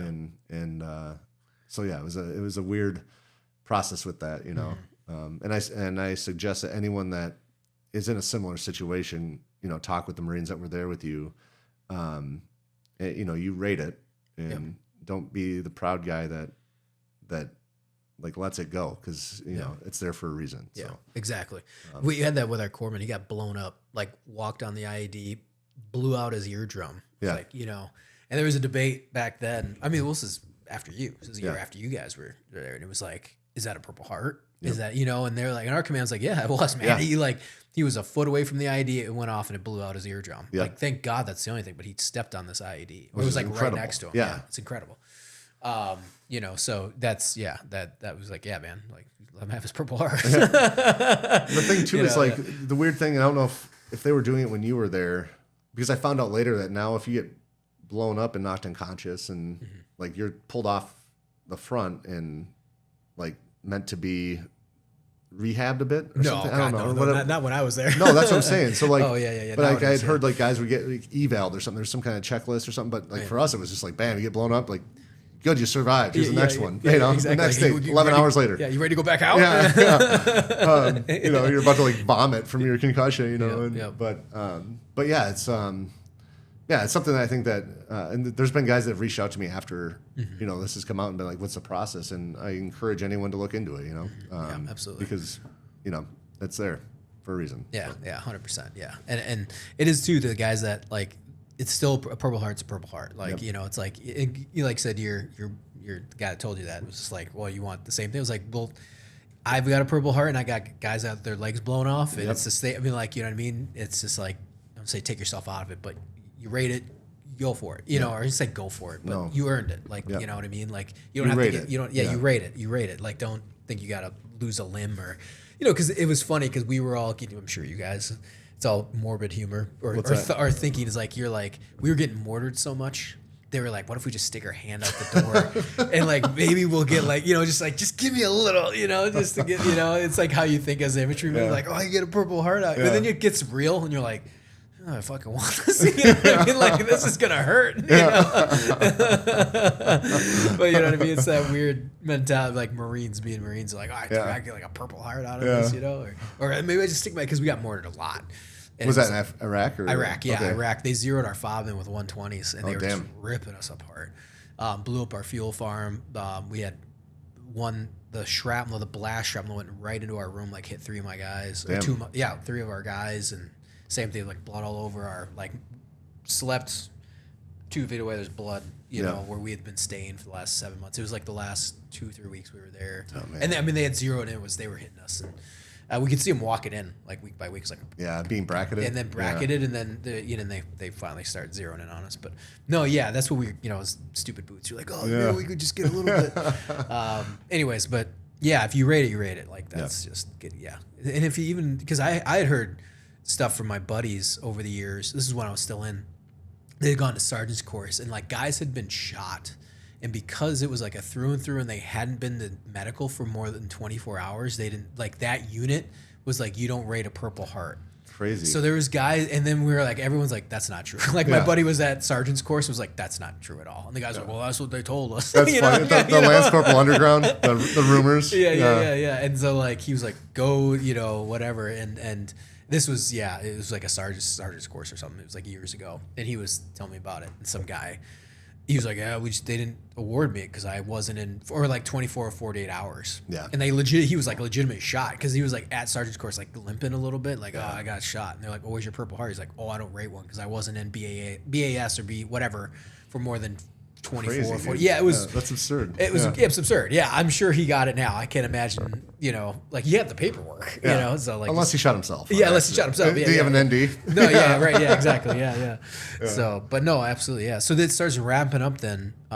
You guys are down 4 almost. I mean, like, Yeah. And so how do you guys compensate for that? Like, what do you guys do? We had a Marine come from, I think they were an H&S or something, or in a different, maybe a headquarters platoon, come over and be a team leader. It was his 3rd deployment as well, and the thing that sucked about a lot of this is we had something called 120 days, and so there were guys that were supposed to be only on that deployment for 120 days. That's all they had left in the Marine Corps, and a lot of those guys are the ones that got killed or fucked up, and that was one.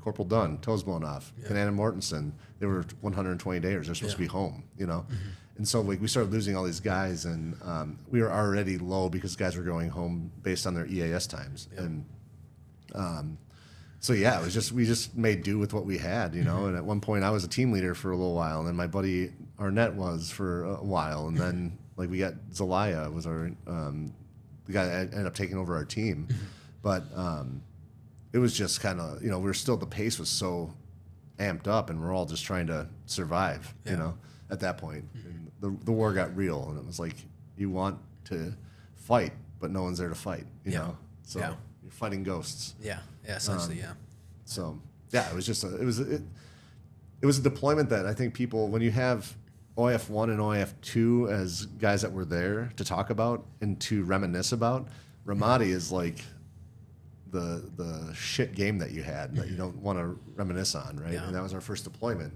And so it was, when we got back from that deployment, it was a lot of, like, we don't want to talk about Ramadi. Let's just move on. And, Ramadi was the abusive dad of the deployments, And we hear about it in other units, like, oh my God. Yeah. I wish we were in 1-5. Yeah, exactly. I wish I was there. We were like, you might go to Ramadi. This is our second deployment. We were slated for Ramadi in 07. Okay. And then they changed us to the Fallujah provinces. Sure. But I was like, dude, we're good. Because we had guys in my sniper school, because I started sniper school in January of 07, that were, they would just obviously they've gotten back. So they were 06. Okay. So they were 06 Ramadi. And they were telling us stories like, oh, dude, we're getting into it. We're going to Ramadi. We had heard about Ramadi. But no, that's wild. So then what, you got, I know you talked about it in your book, but like the government center and all the crazy shit that you guys got into over there. Those are just firefights that were like. So what was like? Is there a few that stand out to you? Like, dude, we just ripping. We're having a great time. Yeah, we had one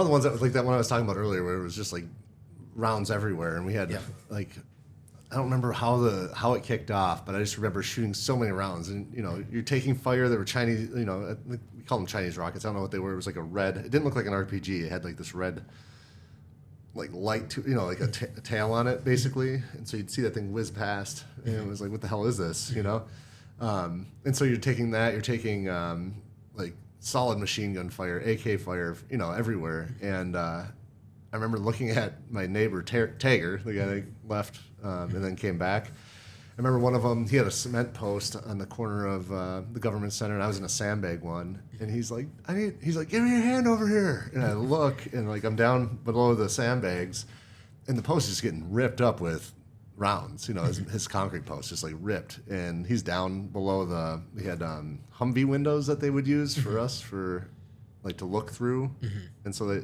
and then above that you could shoot above it, but he's down and his post is getting hit, and I'm like, I start kind of crawling over there, and the rounds are coming across the sandbags, and they're hitting the cami netting posts. And so it's like ping, ping, and snapping over. And I'm like, nah, dude, I'm gonna stay here.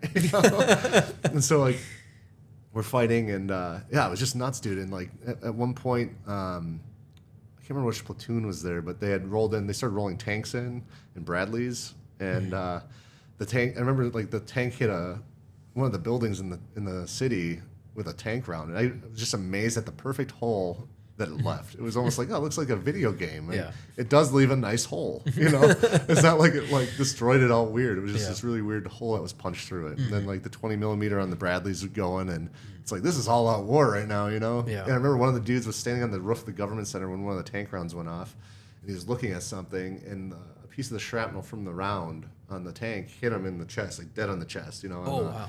On the Sappy. He's like, man, and he like came back, he's like, check this out, and he pulls it, and his plate was cracked. Luckily, he's not injured, but it was like, holy shit, man! Yeah, like this is wild, you know. And then they had F-16s, wherever plane was, you know, buzzing the city because they couldn't use, they weren't using drops at the time. I don't know if they weren't allowed to or what the deal was, but they were, you know, buzzing with their afterburners and everything, and show force. Yeah, show force. It was just badass. It was like, holy shit, you know. And that was the one that the Army engineers were there.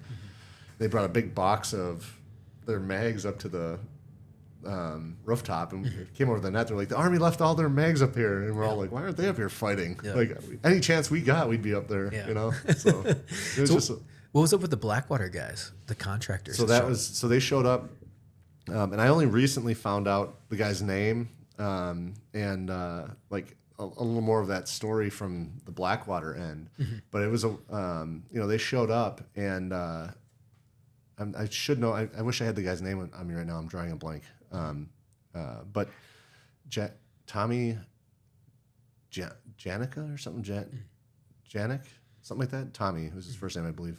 But he got killed in May sometime. I just found out a lot more about this after writing the book, and then through a mutual friend got in touch with a guy that was standing right next to him. And so apparently Juba, the sniper, had shot him on that day. And what happened is he was, you know, going around, and they came in for some meeting that they were doing. I don't know why they showed up in their SUVs, you know, and they're just like, hey, you know, there's gonna be some contractors here. And so one of the guys that came up, I talked with him for a while, and it might have been a different time, I'm trying to think, but one of them was a really old salty dude, like his like 60s, I want to say. He was older. He was one of the first ones. He's like, yeah, I was in Vietnam fighting. He had a PKM that he was carrying around. He's just sitting there having a smoke with me, like, you know, and we're just talking. And he was in Vietnam. He's like, I started one of the special operations groups, right? And you know, he wore it, right? Like he just was that, and it was just like, wow, this is wild. You know, there's this old man fighting with me, you know, and so he went down, and another guy came up, and you know, it's like, hey, I'm gonna go check out this other post, and a number of us said like, don't go down there. And he went up there and got shot in the neck, and there was a firefight that went on. He ended up dying up there because we couldn't get him down. Like there was so much gunfire going on that. So how does that? You just couldn't breach the roof, or what had happened? He went up. So it was this post that was down in the courtyard that none of us went into, and there was just sandbags in there. It wasn't a prepared post, and no one stood posts there. So there was no really cover to get to it. You had to go up this open staircase to the post, and then. In it was just like a couple sandbags, but it was all open, no protection or anything. And he got shot up there, and the support by fire position by the Mouge was so good that no one could get up the stairs to get him back down. And it was just like strafing that staircase for a long time. So that was it. It was just, but it was an exposed staircase. Yes, oh, okay. Yeah. So you had to go expose yourself to get up there, and you know, you know, the Blackwater team was down there. Eventually, we had Marines come in and go up there and retrieve his body. But it was still, you know, it was a good firefight. And yeah, I mean, it's just yet another of those government center firefights where you're at a post, and fighting from a post is always, I mean, you're on your own ground there, right? And so there's a little bit of I don't even want to say it's a false sense of security, because it's a true sense of security, because you know where everything is, right? And so it was just like a long firefight that went on, and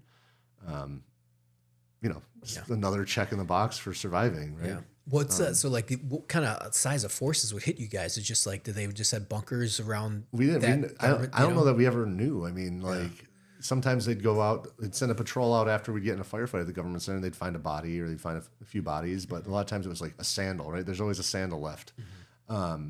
And so it was like the one that we did get hit was the one I talk about with the post that was the dude was eating Otis Spunkmeyer muffin and then, you know, got in a firefight and he's like shoves a muffin in and keeps firing. He's trying to yell in the radio while he's chewing on a muffin.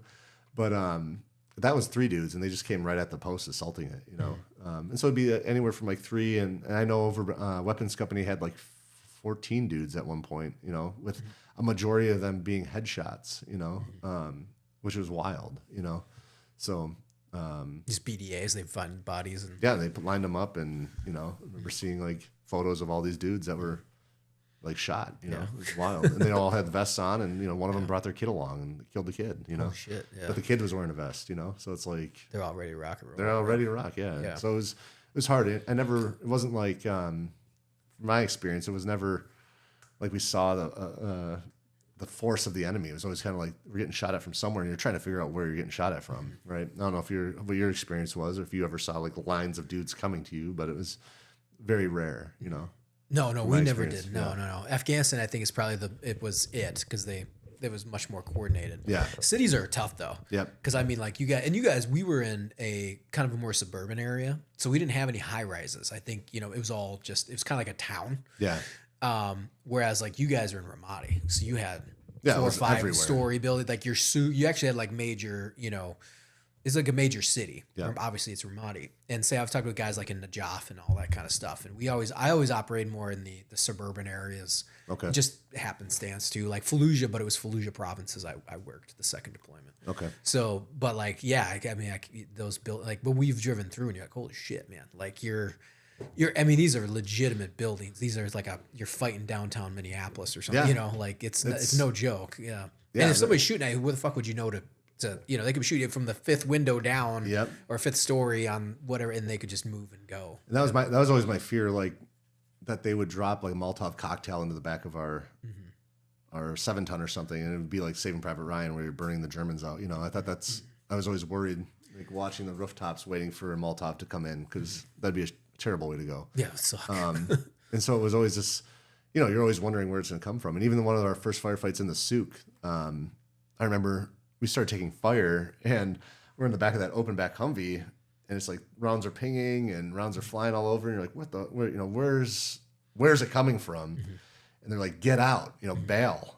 And so you're not waiting for everyone to go out the same door. And so some of us ran out over the front of the Humvee, like over the roof. Some were like bailing over the side and just trying to get out of it. You're in a kill box at that point. Like, and so it was a wild experience. Just trying, you know, the confusion of combat. Yeah. You know, you never really know unless you're online. You know, Ukraine was a completely different thing to experience, because it was like, I remember getting coffee, and I can't imagine having like I couldn't imagine having a true front line in Iraq or Afghanistan where that's what Ukraine was. And so it is, you know, and it's a different war experience. Different. You know, you're not surrounded by the enemy. You're friendly back here. You're getting coffee and having a breakfast, and then you're going to the front. Yeah. You know? Yeah. Absolutely. So it was weird. It's wild. You know, it's it's like a different war. Yeah. And so that's a completely different experience that they have, that the Ukrainians are fighting right now, you know? Absolutely. So almost like, I don't want to say it's like you're jealous of it, because, you know, you don't want to be, but it's almost like that's a more conventional war, you know? That's what we trained for. Exactly. It's exactly what I was going to say. We trained for that. That's what we want. That's what we wanted. Yeah. And that's crazy. So then you know, is there, you know, you guys are, I should say we talked a lot about Ramadi, and so is there anything else that kind of like really sticks out to you? Like and then obviously it was pretty heavy deployment. So how was that transitioning back home and stuff like that? Yeah. At one point, like mid-July, I just accepted my death, you know? And I think, and that's why I call the book Counting on Death. So you do you make decisions when you're like, you know what, I'm going to die here. It doesn't matter. Like you make decisions and you're less like, you care a little less about everything, right? And so it's just like, fuck it, I'm going to die here anyway, you know? And which isn't necessarily a great mentality to be in. And so it's like a cautionary, you know, tale, I guess.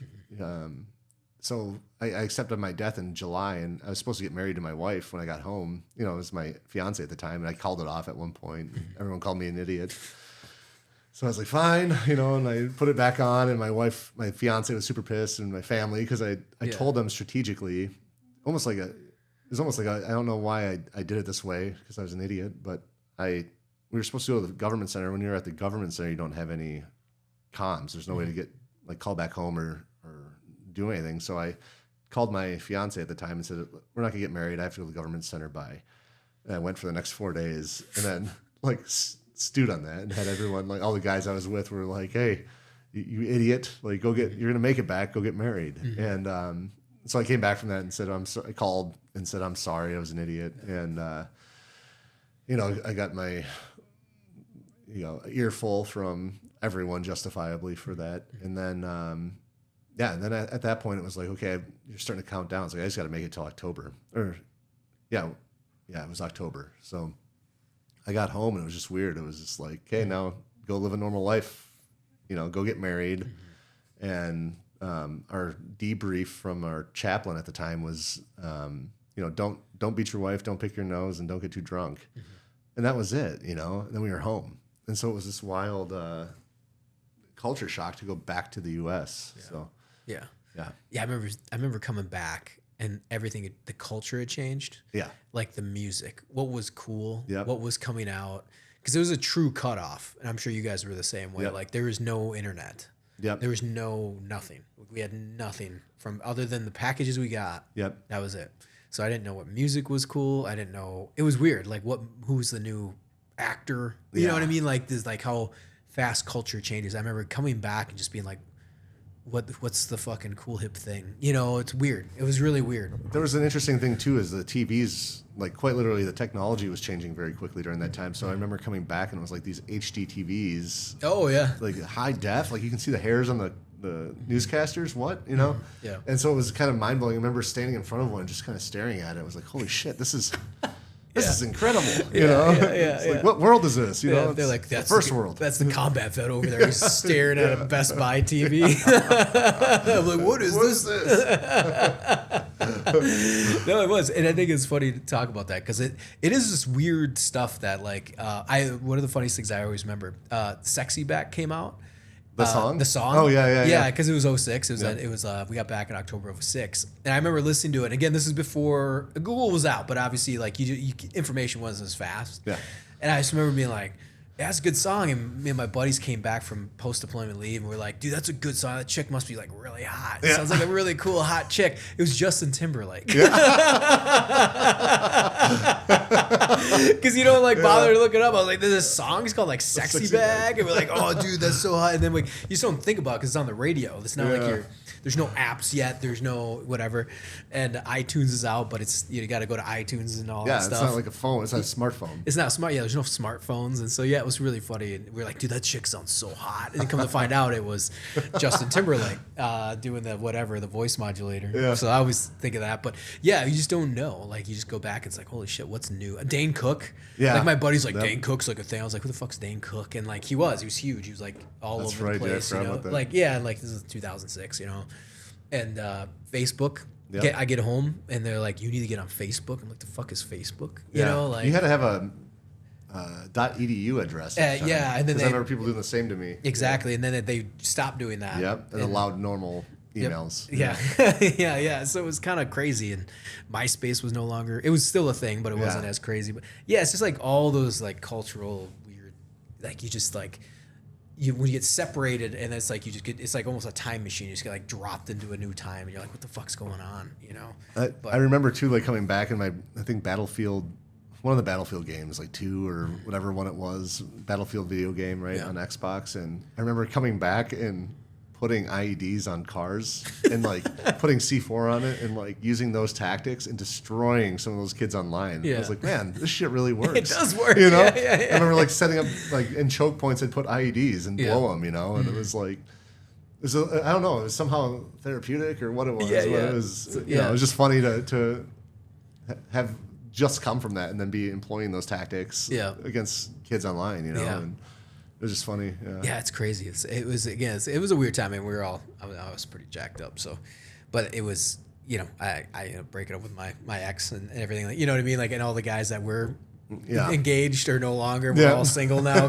Coming back from post-deployment leave, everyone's single. No one's getting married. You know, fiance, whatever story. I'm sure you guys had a million of those stories. Oh, yeah, dude. I remember one dude got back, and he had re-enlisted in Ramadi.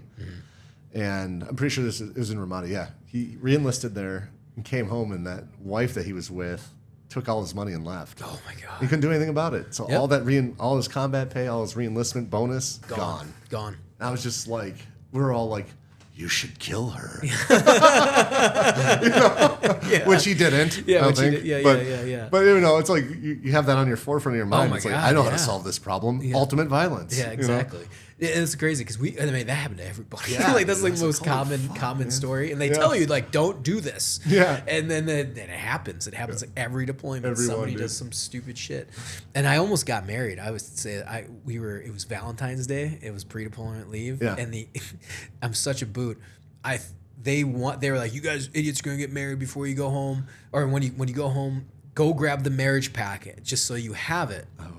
And I thought you needed to have the marriage packet to go get married, get married, officially, legally do it. Obviously, you don't.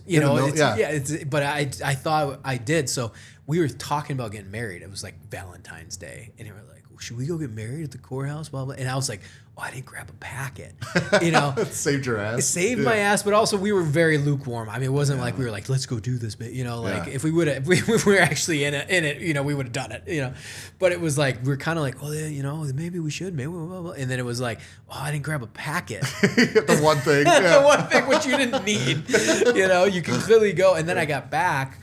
And then everyone's like, I got married. I was like, did you grab a packet? They're like, no, you don't need a packet. You just go to the courthouse to get married. And so all these guys came back and were just going to IPAC, and it didn't end well for pretty much 95% of them. They got married before we left. But it was wild. It was crazy times. It was weird. And then obviously, like you've been married for a while, but you also have friends that got married and they had kids. Oh yeah. Dude. Now their kids are literally 8, 19, 20. They're not even in high school anymore. Yeah, it's so weird because they retirement. I would have retired last year. Yeah, and that's 20 years. Their kids are 20. They're in college. Yeah, and it's such a weird. I don't regret it by any stretch of imagination. No stretch of imagination. They're like, well, you guys like absolutely not. I 100% was happy with the absolute path I took, but it's kind of crazy to think about though because my niece, we're actually flying out here in the next few days to go see her graduate.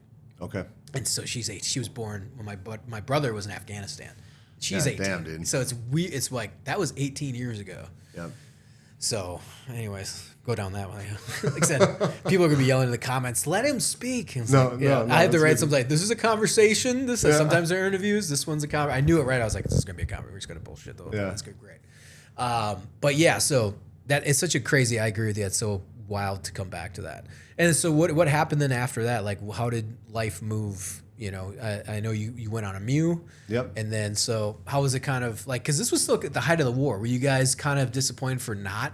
Yeah, I think we were ready to go to our next mission. But it was so fast paced. Even still, like we went right on to the MEU, and at that point, because it was a conventional workup, I was actually looking forward to it because it's like, okay, we did the combat thing. Now we're gonna do the proper Marine Corps. Like a traditional Marine Corps garrison life thing where it was like we did the rifle range, right? Requalled. And it was, did that. And then we did, I went to assault climber school. And so we had we were a boat company. So while the coxswains and the scout swimmers were going to school, I went to school for assault climbers so we could scale beachheads, right? Yeah. Then we came back and did our company exercise down in Coronado, and that was an awesome experience. Yeah. We stayed in I just found out the housing down there, the barracks down there that used to be are no longer there, and they used to. It was like apparently it looked like, or it did look like a swastika from the sky. And it was like, how the that's hell been going around. And it does. Yeah, I've seen the same photo. Yeah, so apparently that's been destroyed now, but those are the ones we stayed in, right? And so it was like. It was this rumor at the time. I don't even know if I think we had maps from our planning. I was like, holy shit, they really do. You know, how is this accepted? You know, I know. But there's an aerial view when you look at a blueprint, right? But so we stayed in those barracks, and we just did boat raids. It was February of '06, and so it was like boat raid after boat raid, and doing our company training and assaulting the beaches and freezing our asses off. And it was a different kind of misery than like desert, right? Yeah. And much respect for like the SEALs and everyone that does like the littoral end of things for their entire career, because it's a different beast. You know, being wet and cold and then being on the water is just a different experience. And so I'm really glad I had that. I mean, we're a littoral force, right? So it was cool to have that. And then we went on to the 31st MEU. We went to Okinawa, China, and the Philippines. We were some of the first Marines in China, and I want to say we were told this was the word, but it was like over 50 years that a unit had cross-trained with Chinese military. Oh, yeah. And so it was cool to have that experience, and, you know, coming off ship, going to Zhangjiang, China, and I think that's what it was. But we did like a tug of war. We did basketball, and we did like a shoot course. Some of the guys did. Of course, they sent me to basketball, and, you know, I hated basketball, but played it, and everyone that showed up was like Yao Ming size. Yeah. And so we lost, and we lost tug of war because of the same reason. Yeah. And but it was cool to tour some of China and experience that. And then we came home from that, and on the way home from that is when we were told that they were looking for combat vet, like more senior guys that have been to combat to join MARSOC, some of the first MARSOC units. And we were like, what's that? You know? And I want to dive in with you this, because I was listening. I was like, oh, shit, because I'd seen your, like, and MARSOC, whatever. I'm like, what is this going on? And then I listened to your book. Okay, I was like, okay, cool. Like, I kind of definitely understand it. But can you dive in, like, because it always in different eras, you know? So what year was this in time frame? And what how did that all work out? Like, so it was a really unique timing for our guys, right? The vintage of us, right? And I actually found I went to the Marine Raider Association's Soft Week gathering. They had like a 20-year get together on a yacht in Tampa a couple weeks ago or last week. And it was funny because one of the guys was like, "What units were you with?" And there's all these like current MARSOC dudes there and previous, and I was like, "Oh, I was in '08," you know. And the guy's like, "He's a unicorn." It's like, oh man, like it's just like a weird timing to have been there. So MARSOC was stood up in 2006. I remember because at Marine Corps Times, I was about to deploy, and it was in the paper. And some guys were like, "What's?" I was like, "Oh, that's special operation," you know. But go ahead. So what they did is they stood down Det 1 or Force Recon, right, and made MARSOC of that. And someone in the comments, if I'm wrong on this, please correct me. But and then they built MARSOC from recon units and Force Recon, and then line companies. And so it was a weird time where they wanted personnel that were combat, experienced, obviously, to help build this out. And so the word came down that there was like this MARSOC opportunity. And I remember talking to two of my other friends, Matt, the one I shaved his head, and my other friend Kurt, who we had met on our second deployment, the 31st MEU. And we were all guys that had been to combat, right? And I was the only one that was married of the three of us. And so I said, guys, you want to do this? Well, we're in Okinawa still. I'm like, dude, this sounds like a cool opportunity. I think I might want to join. And to do it, we all had to extend our contract. So it wasn't a re-enlistment, but it was an extension for the timing on it. And I had the least amount of time that had to extend. It was like 5 months. And the other two Matt and Kurt had to do, I think, a year on their contract, because we were all supposed to be getting out after that second deployment. And I felt like this is going back to what we talked about. I wanted to do more in combat. It's like I had my test in combat. Now I wanted to have my, it's like a redemption in a sense, but also like a self-proving now. It's like I know once you know what combat is, and you volunteer to go back, it's like a different experience, right? It's not like you're being told to go back. You're like, I'm going to do it knowing now what combat truly is, and it sucks ass, but it's almost like another test, right? Yeah. And so I was like, I felt I had to do that, and so I went home and talked to my wife, and she was like concerned, obviously, and at the time, we weren't told where we were going, what we were going to be doing, but it was like we're probably going to deploy to combat. we're gonna be doing a lot better training. And for me, it was like, okay, like this sounds like a great place to go back to combat in. And so we all agreed that we would do it. And then we went home on leave, and we came back from that post-deployment leave from the 31st MU, and my two friends were like, oh man, it was nice being home. We're gonna get out in like a few months. I don't think we want to do it anymore. And my wife and I had already talked, and I'd like convinced her that I was going to do this and it was going to happen. So I was the only one that came back and was like, I'm doing it. And so I remember walking up to the chow hall from our barracks, and I was like, guys, I can't believe you're not going to do it with me, you know? And they were like, yeah, you know, just leave was so nice. And I looked at them and I said, well, how are you going to feel if something happens to me? And they were like, you motherfucker. And they both did it. You know, they both extended their contract with me and did it at that point. And Kurt ended up getting shot in the leg, which it's like, damn it. Like, why didn't I get shot? You know, it was supposed to be me, Kurt. But he, you know, it was a through and through on the outside, so it didn't shatter his femur or anything. It was great. But best still, way to get shot. Best way to get shot, right?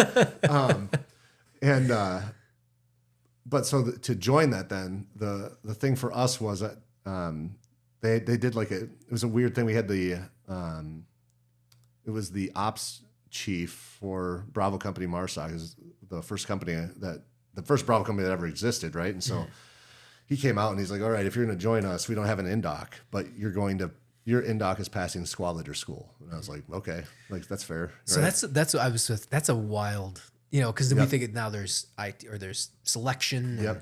But this was truly like, this was 07 that I imagine. So this is like a year later. Yeah, this is still, I'm trying to think. This was it might have been, it was 07. Sorry. It was early 07, January of 07. January of 07. So this is fresh out the gate. They're barely a year. Yeah, they haven't even, like, this is the first Bravo company ever. That's wild. That's so crazy. So it's just awesome timing. I was just like, I feel very fortunate, right? Yeah. And so and there was a couple other guys that went to it with the same like circumstances, right? And one of them, he had just had a daughter born, and he failed squad leader school, so he got dropped and didn't go to MARSOC, right? And the other of us that went, finished it, and then like we picked up right as our shoot package was starting for that deployment, right? And so it went right from, I didn't even get to go to our graduation ceremony for squad leader school, which is a bummer because I really enjoyed that. It was a very tough course, and I said this in the comments, or said this on a different podcast, and someone came in the comments and they're like, what squad leader course did you go to? That was easy. And it's like, I look in the motherfucker, he's a fucking army dude. Yeah. It's like, okay, like, I don't know. For me, it was tough. I had poison oak and all this other terrible shit, you know? So it was a challenge, right? But I did it. And you're tired, and, you know, I picked up dipping during it because you couldn't smoke. So, you know, it's like, oh, well, I'll be on post and I'll dip. And my wife loved that. Just kidding. You know, she fucking hated it. Yeah. And so go into the shoot package, and, you know, we initially were set up, so they had security element, almost like a trailer, not a trailer though. It was a weird, and that's where like 1-5 came in. It was like, okay, you're going to be in the trailer platoon, but you're not a trailer platoon. You're a security element, but we're not.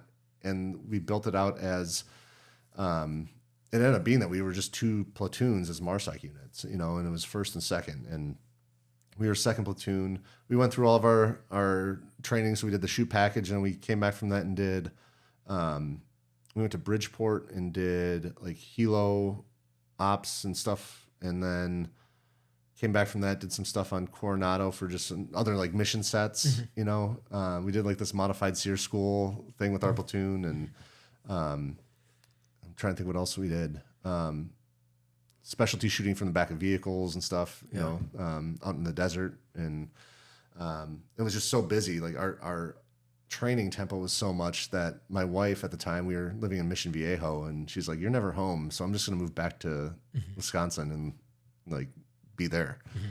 And I was like, okay, like I get it. Like I can't expect you to be waiting here while I'm always gone training. And so we did that. And then we found out along the way there that we were supposed to be going to Samarra, Iraq. And so it was like, which was a terrible spot because it was where all these weapons were coming in. A lot of the shit was coming into the country, and like the way it was pitched to us is like, you guys are kind of going on a suicide mission, but so good luck, you know.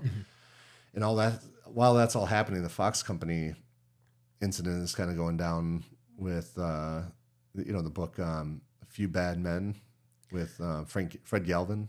Yeah, there's that the MARSOC dude. Yeah, but yeah. So that's all kind of happening. We're hearing some of the feedback from that. Like, what's going on? You know, like from what I understand, my boy Luke was supposed to link up with them that day. Oh, they really? had made contact with them, and they were supposed to link up. Now Luke could tell me if I'm wrong, but they were ETTs in Afghanistan. That's what I did. Okay, he was on the first one. MARSOC, because the Marines are fine Marines. They're like, oh, there's a MARSOC unit. Let's link up with them. And I guess on the way to link up, that's when that happened. But they never linked up with them. Okay. That's what I understand. I might be wrong. So okay. I'm just gonna throw that out there. Yeah, I don't. So we're like hearing all that stuff. And it's like, oh shit. Like, we were told, like, I don't know if you guys are even going to deploy now. I'm like, oh fuck, of course not. Right. Like my luck. So we're like getting, our platoon had a lot of younger guys in it from 1-5. And then like, and we were with, paralleling what first platoon was, which was, there was a lot of younger recon guys there, but a lot of older force dudes that were salty. And the great thing about them was they were very accommodating and wanting to like bring the knowledge to all the younger guys that were there. So I really appreciated like a lot of those dudes and great people to work with. Right. And we're all trying to figure out what's going on. So along the way, then we find out that we're going on the MEU. I can't remember which MEU it is, if it was the 24th or one of the MEUs. But that's how we were deploying. Well, my squad was chosen as a squad to go do a foreign internal defense training, a FID mission out in the Philippines. And so we ran a 30-day, it was like a full shoot package. That's awesome. With Philippine, was it Padilla? So Philippine Drug Enforcement Agents, their NBI, which is their kind of FBI equivalent, and then their some of their special forces. And so we lived in Tuguegarao, Philippines for a month, and I was the chief instructor for that course, and we just did like basic shooting. We did PT with them, and then by the end of it, we had them shooting on a square bay to start, and at the end they were shooting in a bamboo and tarp house live rounds, and it was a really cool experience to see 76 students complete all that, right? Yeah.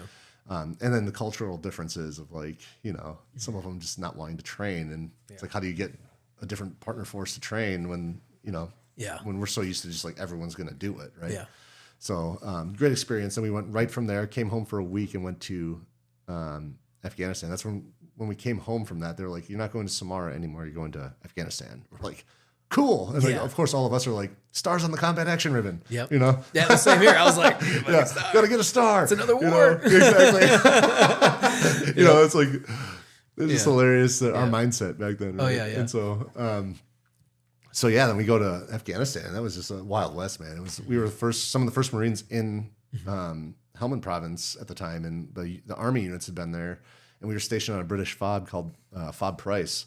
And for anyone that's listening, I don't write about this part in the book very much at all, because the Afghanistan deployment and the Iraq deployment were complete different experiences, to a point where if I had written about Afghanistan, I felt that it would take away from the message in Counting on Death. And so I've talked about possibly writing another book on that first Bravo Company experience, because it was such a cool and unique experience to be a part of it.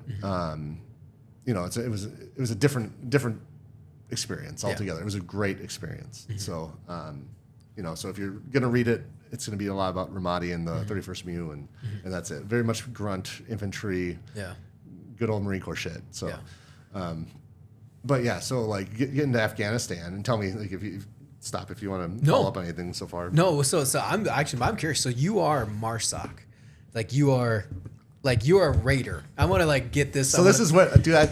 I'm sure there's a lot of debates with this. There is, and I know that, like, out of respect for the Marines who go through and do the selection, and then have the Raider insignia and the actual wings and everything.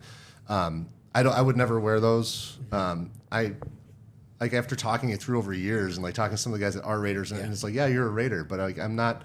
I would never put the insignia on. I never did. I never earned that, Fuck 'em. But I would put the Raider patch, right? But the actual, I don't know if I don't. And this is a really weird thing. It's like, so here's the thing. This is my. I don't know how it would be looked at. Yeah. This is my take. Looking, maybe it's because I'm looking at those new recon guys and they didn't go to selection either.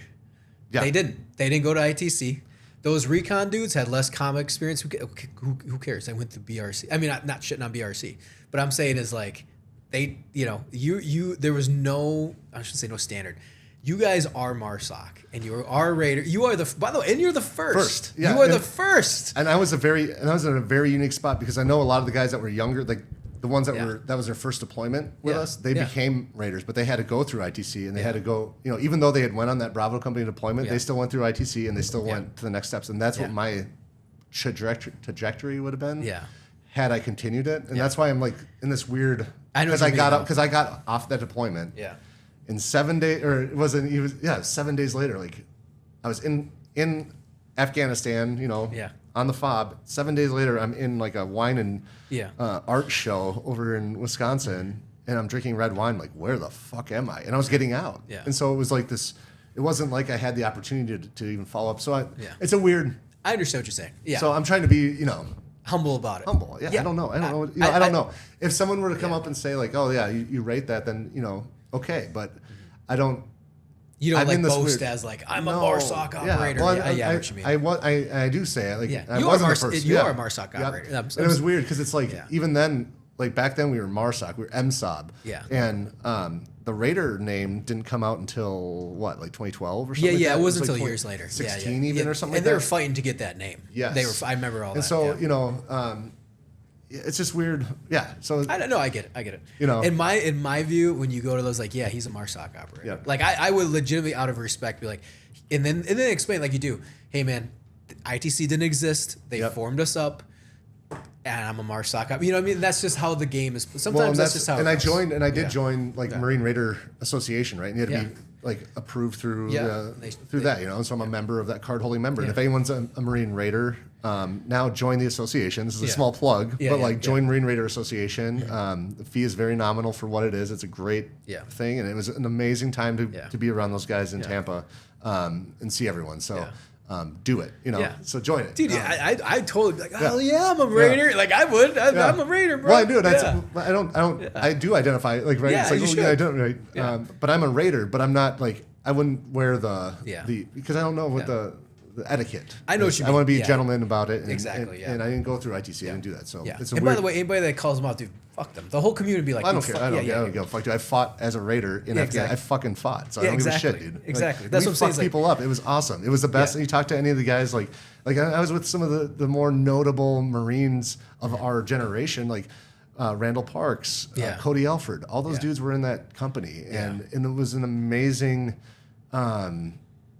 Experience. Like all of us left that of like, how did this happen? No one died. Yeah. And we fought hard, both platoons. Like, and no one died. We had minimal casualties. One dude from first platoon got shot or got hit in the arm forearm with a mortar, and my buddy Kirk got shot in the leg. Yeah. And it was just like, wow. Didn't Randall go to DI after that? Or that was after that. Yeah. So I think he was a parachute rigger. Yeah. And then was there, and so it was like. We all kind of were like figuring this out as we're going, And he was in first platoon, I was in second, and so it was just like this wild experience, man. It was I'd say you're fucking awesome time. No, I'm glad you call yourself a Raider, like 100%. That will go on the YouTube channel. Okay, don't worry about it. So it's just, but it's a weird time because I got that out, and so it's like I want to make sure that. The people in the Marines I served with that went on to continue their career in MARSOC are shown, the respect and the 100%. Not that but it is a difficult thing to continue on through. So, No, I agree with you. I know exactly what you're saying. It's weird because it's like when like SF gets formed or whatever. Like, well, you're the OG. You know what I mean? Like, guess what? You did the job before there was a selection. You got rate the title. You went into combat. And then they figured out there. Okay, who cares? Like and at the time there was no designator, right? It was like there was no. I think they called it. It may have been after this. I'm trying to figure it out because it was fun hearing from like a lot of my friends. Like Brandon Lull, he's a San Diego police officer now, but he was an OG for it, right? And like I'd follow him along and ask him how things were going, and he was like, we're 03XX now. They didn't have like a designator, right? And it was just like, and then they figured out whatever the I don't even know what it is. I don't even know what it is now, but so it was just really cool to see that evolve, right? Yeah. And to see it grow. Yeah. And we were working with a Green Beret team in an ODA team in Hellman. We were on Fob Price, and like it was like we were the poor new kids because we didn't have the equipment we needed from our command. You know, they were still trying to get shit in there, and it was like all kind of discombobulated. And so like we're checking out Mark 19s and 50s from the Green Beret teams and like signing for them. Yeah. Like, hey, we're gonna put these on our trucks. And they're like, yeah, you guys want some more ammo? You know, it's like they bring us to the ammo tent and it's like all the grenades you could, pocket, and so it was a really cool kind of like big brother helping us through. Oh yeah. Like, here's how you kind of work this, guys, So it was a really cool experience. And we just went, once we got in Afghanistan, it was like, well, one of the first firefights we got into was just the Advon party. And so we ended up there, our platoon, and then some of the other guys that came from the headquarters staff from Bravo Company. And we were like, let's just go check out this this like wadi and this overlook that's overlooking the Helmand Green Zone. And we're like, all right. So we drive up there, and that's the first firefight we got into was on a minefield. And how'd that go? That's a great story. So I actually have a photo somewhere of me like standing overlooking that Helmand Green Zone, and we're like walking around checking it out. It's been quiet, and I look, and it was actually Brandon Lull, the guy I mentioned earlier. I look across, and an RPG hits right between us, and it was closer to him than me, and it looked like it just dusted him. I thought he just got obliterated. And I was like, oh, shit, and the dust cleared, and I see him running to his truck. And, let me back up, because before all this happened, this old man came up, and that's what this, like, blind old man came up, and I shot some warning shots at him. And, like, he's not moving. Like, he's not doing anything. He's continuing to walk. So when we went up and talked to him, he's like, your guys are standing on a minefield. We're like, oh, fuck, from when the Russians were there. So then he like walks back down, and now thinking about it, like, was he blind, or was he like counting all our vehicles and coming back to, he's like telling us, he's scoping us out and going back down and letting the enemy know where we're at, because right after that happened, after he disappeared, an RPG hit, and we're like trying to figure out where the gunfire's coming from, because we're on this plateau, and what they had done is like popped over the top of it and then shot an RPG and then strafed it with like a PKM. So I had injured my leg hopping off a Humvee onto like some pea gravel at the Motor T area on Fob Price, and so I had like twisted my ankle. I had it wrapped up, so I'm like trying to hobble as I'm getting back to my vehicle across a minefield, and we're trying to see where they're at, and I'm like trying to shoot, trying to return fire, trying to figure out where everyone is, and we're getting comms coming in now that they're going to start trying to bracket us with mortars. And having been fresh out of squad leader school and dropping mortars and doing shit, it's like, damn, these guys are locked on. It's a completely different experience than what Ramadi was. And we have Danish F-16s on station, and so with air support, and so they come in, and I posted that online. If you check on my Instagram page, there's a video of that burst coming through, but it comes through and does a gun run in the valley. And we start pulling out. So I'm trying to ground guide my Humvee through a minefield, and while the Taliban are firing RPGs up at the F-16s, and it's just like, what the hell? Like, what world is this Battlefield? And so we get off that and go back and debrief, and we put it like kind of on a map, like this is a minefield. Well, a month later or so, first platoon comes back in after everyone, we're all had been operating in the AO for a while there, and our AO went from like Goreshk all the way up to Nowzad, and then we went all the way up. We were in Sangin, like driving around, didn't even hit like not an IED or a firefight in Sangin, if you can believe that. It was a wild time, different time, but like we had this massive AO in southern Helmand, and we go back and put it up there, and then first platoon was like, we're gonna go check this out, and we're like, guys, that's a minefield. They're like, you guys, no one's said anything except for your one patrol there. Not even the last guys that were in the area. The last Army unit. So they go up there, and I was just talking to a guy, Jeff Stevens, about it. I met him at Soft Week. I haven't seen him in 18 years. It was phenomenal to see him. But he had just dismounted from the Humvee, and they backed their Humvee over a mine and blew up the seat that he would have been sitting in. Oh yeah. And so it was just like this God watching over you kind of thing, like wild. And they ended up having to like ditch the Humvee. and they dropped a 500-pound bomb right down the turret into it. So it was a pretty cool, that's cool. Yeah, funny video. It's like we left the Humvee the way we should have instead of giving it to the Taliban. Yeah, they did in 2021. Exactly. Yeah. Give them everything. Yeah. That's wild. So what was that then? Like you said, this is a different. And I know how you feel because my third deployment was Afghanistan as a combat advisor. So it's like I know that feeling. Yeah. What's that like then? Like, what's your patrols like? What's your, you got any we good did, firefights, fun firefight? Dude, yeah, I know how that was like in the mountains, or you guys were down in the south. Foothills, Yeah. It was wild, man. It was a Wild West, and we'd go out for 3 days at a time, 3 or 4 days at a time, and then we'd come back, and then first platoon would leave, and we'd all kind of mirror each other just to keep a presence in that whole area. And we were just doing what we called combat reconnaissance patrols, which are, if you go through leadership training for like squad leaders, platoon leaders, stuff like that. It's like the different types of patrols are. It's kind of a double negative saying combat reconnaissance because those are two different patrol types, but that's what we called them, CRPs. And so the concept was like movement to contact, and then we're just going to figure out where the enemy are. And they came back, and from what I understand of it, between us and some of the other units in the area, they built Camp Leatherneck out of where a lot of those firefights were, right? And to try to be in a strategic area. And so we would just move to, we'd go out, stay in the middle of the desert. We'd put up a 360 with our Humvees and sleep on the desert floor in sleeping bags or on the inside. It was freezing cold there. It was like 20 degrees, desert cold. And we were sent there, and the command didn't quite know how cold it would be, and it took us a while to get our cold weather gear, so we froze for a while. I remember we'd all be bitching, and it'd be like 2 a.m, and we're trying to just walk the perimeter of the Humvees in the middle of the desert because your feet are frozen. And compared to sweating my ass off or freezing, I'd rather be sweating. 100%. Because at least you can function, right? And so it was miserably cold, but it was cool. Like we'd move, have all your food, all your packs are hanging off the side of the Humvees, and you're overlanding, basically combat overlanding, and that's what we did, and figured out how to change half shafts on the fly and fix your vehicle. We had to be versed in a lot of skills other than just combat, right? Because you're on your own out there. You're on your own. We were trained the same way.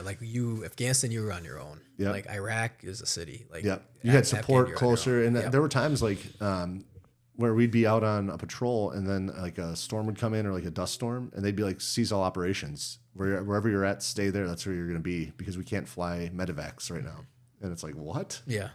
This late in in the century of battle space, and you can't figure out how to get a casualty out. Yeah. And it's true. You can get a safe medevac organized. So, so that was a unique experience too. Kind of being dictated by the weather. And then in the foothills, the vast space that you could see. Yeah. You'd be driving and see a dude on a dirt bike paralleling you. It's oh, they're spotting us. They're far out of reach of small arms or anything. And so it's you just know you're being watched, and they're overt about it. It was a crazy experience in that sense. And as far as the firefights go, I mean, we had a lot of good ones there, and it was a lot more of the conventional style where it's we had plans when we go into a village. Before we left, we'd make plans. Okay, here's where we're going to go visit, and if there's a firefight in these cities, here's how we're going to have phase lines or engagement lines. And then all that shit goes out the window when you realize it's a labyrinth of mud walls and buildings that are near impossible to clear because it's doors this tall, and you're never trained in CQB for those at least we weren't at the time, for tiny doors. And so even the smaller guys had to duck their head down to go through, and you're putting your head down and leading with your head through a door. It's a different experience, right? Oh, and I used to I'd grab some of the Afghan A&A guys that we were with, right? And they were, it was it's your country, you go first, they'd be kind of like a dog that doesn't want to go into a room, you're no, go. Go in, clear the room. Yeah, so, absolutely. But I don't know, as far as firefights go, there's one we went into, we talked about this one on one of the other podcasts, but pulled up to it, and you can tell it just seems weird when people are leaving the village as you're getting close, right? And there's a lot in Helmand. There were a lot of opium fields, so it was February, March, where it was like silty mud, and you were pushing down on it, so you couldn't really get off the main road, right? And I remember seeing that's a second vehicle. The first vehicle was a heavier armored Humvee, and then we had like the lighter soft vehicles that had soft armor and like not really any protection. Yeah. We had a 50 on my truck, and I want to say, do we have a 50 and a 240? I think we had both. And so our up gunner was up there, and I just remember seeing the lead vehicle kind of veer off to the left, and I'm facing this like compound, and an RPG comes firing right at us, and it comes right at the Humvee window. It happens so fast, and I remember thinking like, it looks like a football, and it was like, whoa, and it like last minute kind of came up and over, and it's like, holy shit, like contact front, you know? And so we're all in a line on a single road, and thankfully the first vehicle was able to break that. So we push in. The first vehicle went to cordon off the left side, and then we all started doing our training, right, and going into our next spots and falling in place to kind of cordon off the village. And I get out, and I missed one thing on the other podcast, which is I got out, and I remember there's the dude that shot the RPG at us turned and burned and hopped on this dirt bike and started going away from us across this like open area. He's trying to get like out of town, right? Yeah. And we pull up, and my truck's on the edge. Well, no, hold on. So I get up. There's a big door, and I'm trying to get the Humvee through it. We push the A&A up to it, and I'm like, get through there. I'm trying to get the A&A to go through the big doors, right? There's like a castle door. Yeah. And they're looking at me like this. And so I go up and I grab them and throw them out of the Humvee, and I take it and I bash through the door, thinking they're all going to follow me in there, right, in this compound. And they don't. So like I'm like, get in here, and I'm like trying to get them to come in with me. They finally come in, and we clear it, and there's just some people like tucked away in the corners hiding, you know, scared. You know, they're not like hiding, but they're scared. We clear the buildings quick, and I go around the outside, and that's where that dude on the dirt bike had like made his way across the field, and my truck is trying to shoot him.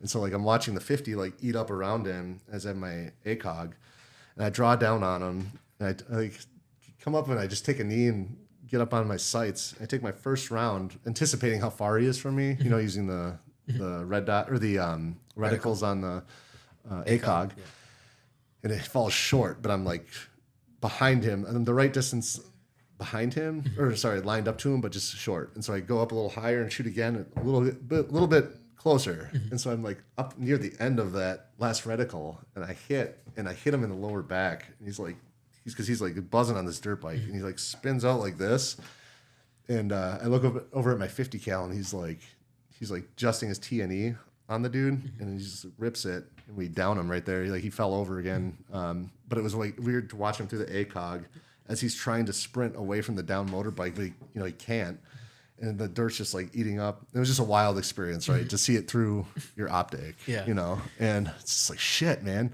you know. And at that point, we're quartering off now. We're trying to make sure, because I'm kind of on the left side of the village, and we have eyes on that. And then there's like a white car that we had a bolo on that was, for like transporting mortar rounds or something. I can't remember what the bolo was, but that was like in the sights of our guys. They're like, hey, like that van is right here. You know, they're moving like what looked to be like shells or something from a building, like this little weird building, into their van, you know. And so our DMR, our dude that has an M14, he's like trying to take shots at him. And I grab the 40 times, the digital 40 times thing from the Humvee, and I'm like laying on this mound next to him. And I'm telling my 50 cal, I'm like, hey, get that 50 dialed in on this dude. And so he's on the T&E doing that, and my buddy's on his DMR and taking shots, and I'm like trying to walk him out. I don't know, like sniper talk, right? So I'm like, I don't know, come down a little bit, you know? And so he's like hitting short, hitting long. The dude's just continuing to walk, and there's all this other shit's going on, like firefights and everything, right? And this dude's like loading the van. And so we end up, I'm like, dude, you have one more shot with your M14, and then like we have to take him with a 50.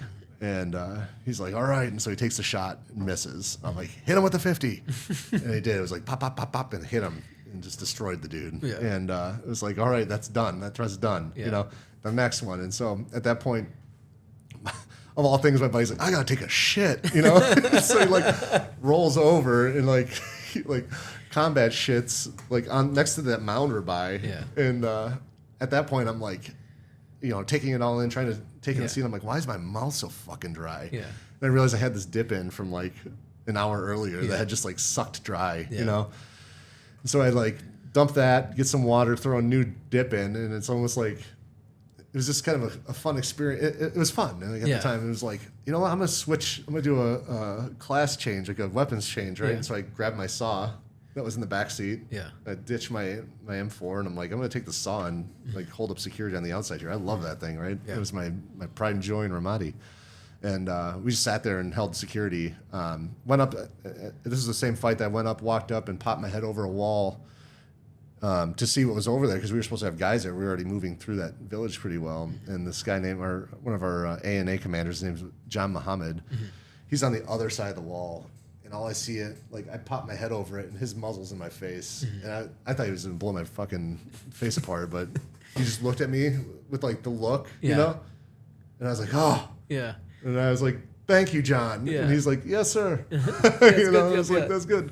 But yeah, it was that was a fun firefight. It had a number of dead dudes at the other element moving through, had shot, and it was just great. And then at the end of that, it was weird because I remember as it's winding down, you like realize you're evaluating the battle space, right?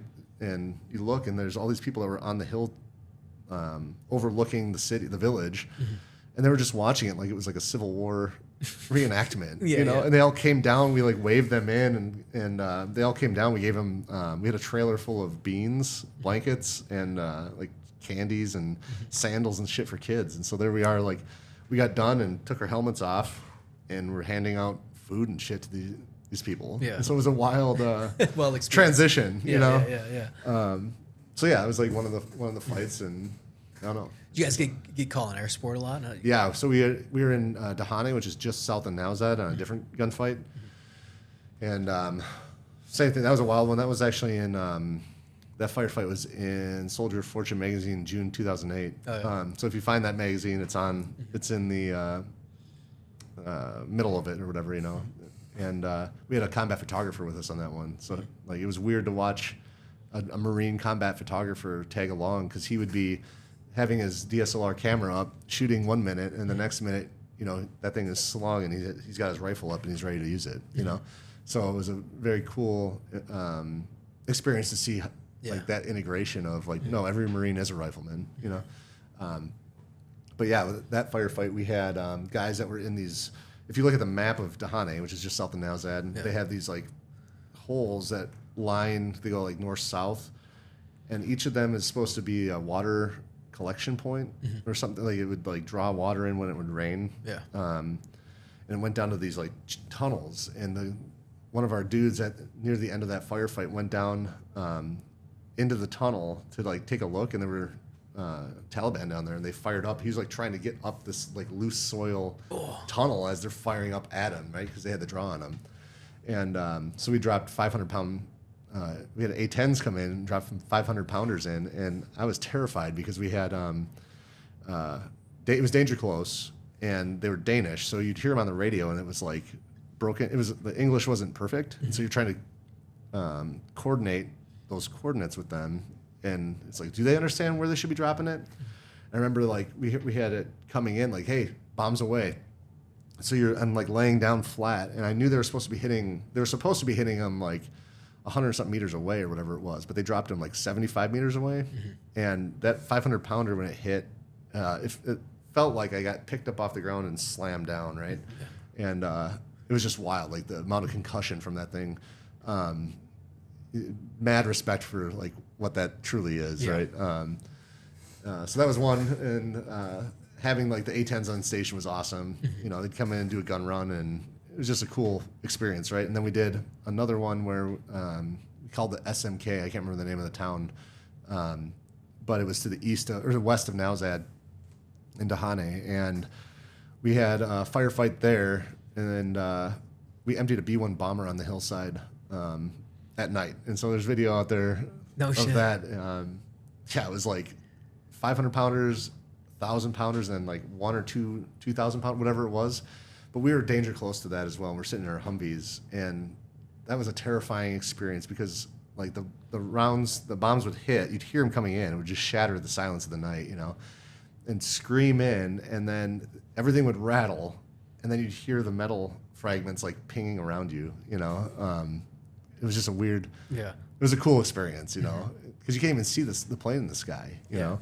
Yeah, so you said B-2 bomber? Yeah, whatever one it was. I can't remember. It was the big, you know, the bigger one, right? Oh, shit. Yeah, and so that thing was on station. We emptied it on that hillside. And what was on the hillside? Or what so we pulled into that town, and we just got contact. And so we started, you know, they had it set up pretty well where they were moving from the city into the mountains. I think they already had support by fire positions up in the mountains. And so the guys that were engaging us just kept falling back to the mountainside. But that was a unique firefight. We pull up, and like they were firing RPGs from afar, and like one of our guys had a helmet cam on, and you could hear it's just like a pop, and then it goes way overhead. But he's like, "What is that?" And he looks, and in the corner of it, before he turns back, you can see it airburst, you know, at 1,900 meters or whatever it was. Yep. And so it's like we're all trying to figure out, like, is this a gunfight right now or what? And it was weird because they were firing at us from so far away that at one point, once they broke contact in the town and moved out, the round, I was like standing there, I'm like, cease fire, like who's firing? And I turn around and look at the guys behind me because it sounded like they were shooting at something from behind us. And we had our bone mics in, so it was like the amplified, but it was weird when a round would go by, it kind of mutes it, so you don't really get that full situational awareness of which direction it's coming from. Yeah. I turn and look, and behind me, the dirt's kicking up, in between me and my dudes behind me, and it's because they were shooting us from the hilltops, and so it's like the rounds are snapping overhead is what I'm hearing, and it's not guys firing, and we're like, oh shit! So we get closer, and we used our British friends had Gimlers. You know what those sounds are? familiar. Those like truck-mounted rockets, you know, so they like raise the bed and then they'd fire missiles or rockets out. Yeah. And so we used those guys on that first. And it took forever. I remember it took for a long time to coordinate between the Brits and us at Fob Price, but we used some of their support. And then that night, the reason we were stuck there is one of the vehicles took damage, and we were just like planted there. And so we emptied the B1 bomb, or B2, whatever one it was. I can't remember, the bigger one, not the stealth. Emptied that on the hillside, and yeah, it was just a wild experience, man. That's terrifying. Awesome. Yeah. Terrifying. That's sick, man. So you guys had like a deployment full of that, like just.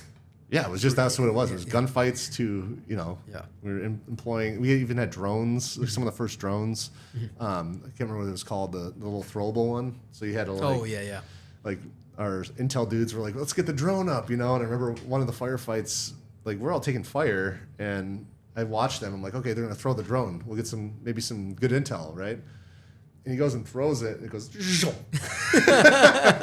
like, well, God, what fuck that. Not Scan Eagle. We hate them. We had those. I hated them. Yeah. God, they had to assemble it. They assembled. They were fucking worthless. I hated them. Yeah. God, what were those? I forget. We talk about them all the time. And we call them like Blue Falcons, I think. Yeah.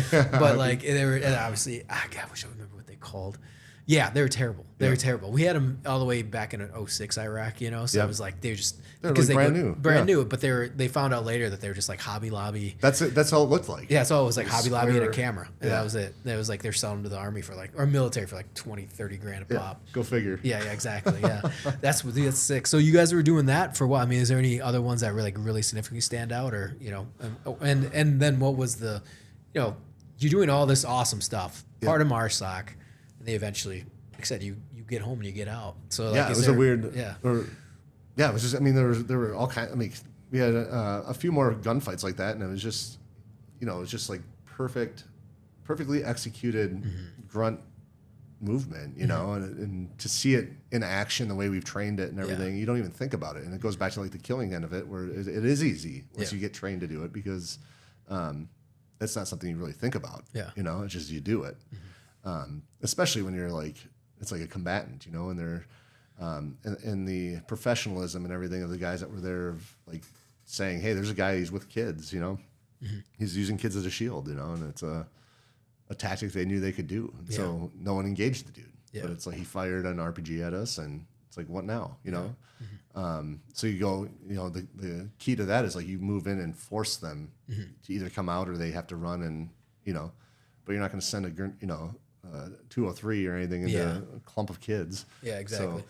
So, it was a great experience. And then coming back from that, it's like we were like one moment we were in Afghanistan, the next we flew, it was a C-17 and landed it on the little airstrip that's on Pendleton. Yeah. Like, you know, they're like, how are we going to land this there? And they did, you know, it was just this like tiny little strip, you know? Yeah. And then I'm home back here and getting out. Yeah. And it was so quick that it was almost like, it sucks getting out as an active duty guy, coming back to your home base, because it's like, it's not like the National Guard where you have all your boys that you're seeing one week in a month, you know? It's like you're truly alone, you know, and trying to figure out what's next, you know? So how was that transition? What was that like? It was hard. I feel like it was like you finally had time to think about everything, you know? And it was just tough. Like, and then on top of that, like my brother-in-law passed away in a car accident at 17, which was a shock for all of us, right? Yeah. And so it's like I'm dealing with my combat shit that I'm trying to figure out, my wife, and on top of it, the loss of a brother-in-law that we were spending a lot of time with and seeing, and now I'm trying to support my wife, and it's like, okay, we got to put all my combat shit back away. And so it was just a lot to unpack and a lot to try to figure out, right? Yeah. And on top of it, like I bought a house, which I probably shouldn't have done. I should have rented, right? And so I'm trying to provide for that and make money and go to school. And so it was I threw myself into the wolves in a sense, getting out. This was 2008, correct? Correct, yeah. And I should say too, like during that time, we had insane, like, well, it was a lot for us. It was $90,000 tax-free incentive to re-enlist in MARSOC, and I would have been given combat meritorious staff at the time, and I was like, no, there's no. I said like, there's no amount of money you could pay me to re-enlist at this point, you know. And so I got out, and that was it, man. You know. Did you kind of like, once you kind of got into where you're like, I'm only doing 4? Was that kind of your? Yeah, like, but then I did the 4.5 thing, you know. And I was like, let me try this MARSOC thing, and then the end of it was like, or the nail in the coffin for not re-enlisting was my wife for me. You know, she was my rock and still is, you know. But like, she told me, if you re-enlist, I'll leave, because she knew what MARSOC's family life was like, which is there's not, you know. Yeah, there's no family. Yeah. And I love her, and I loved her then, and it was like, well, I needed her in my life, and so I was like, well, I'll just do the extension and be done, you know. So that was it. That was the deciding factor for me, you know. And I truly felt like I had my ticket was my luck ticket, or it was punched too many times. I had a lot of very close calls. And it was like, you know what? I don't think I'll make it back from the next one if I go. And it was interesting because like both Marty Mortensen and Matt Canan told their family members. Well, Marty told his sister, I found out recently, that that he didn't think he was going to come back from that deployment, and he didn't. And then Matt Canan told our squad leader at the time in Ramadi, Sergeant Laws, he's like, I'm going to die here. And he died like a couple days later.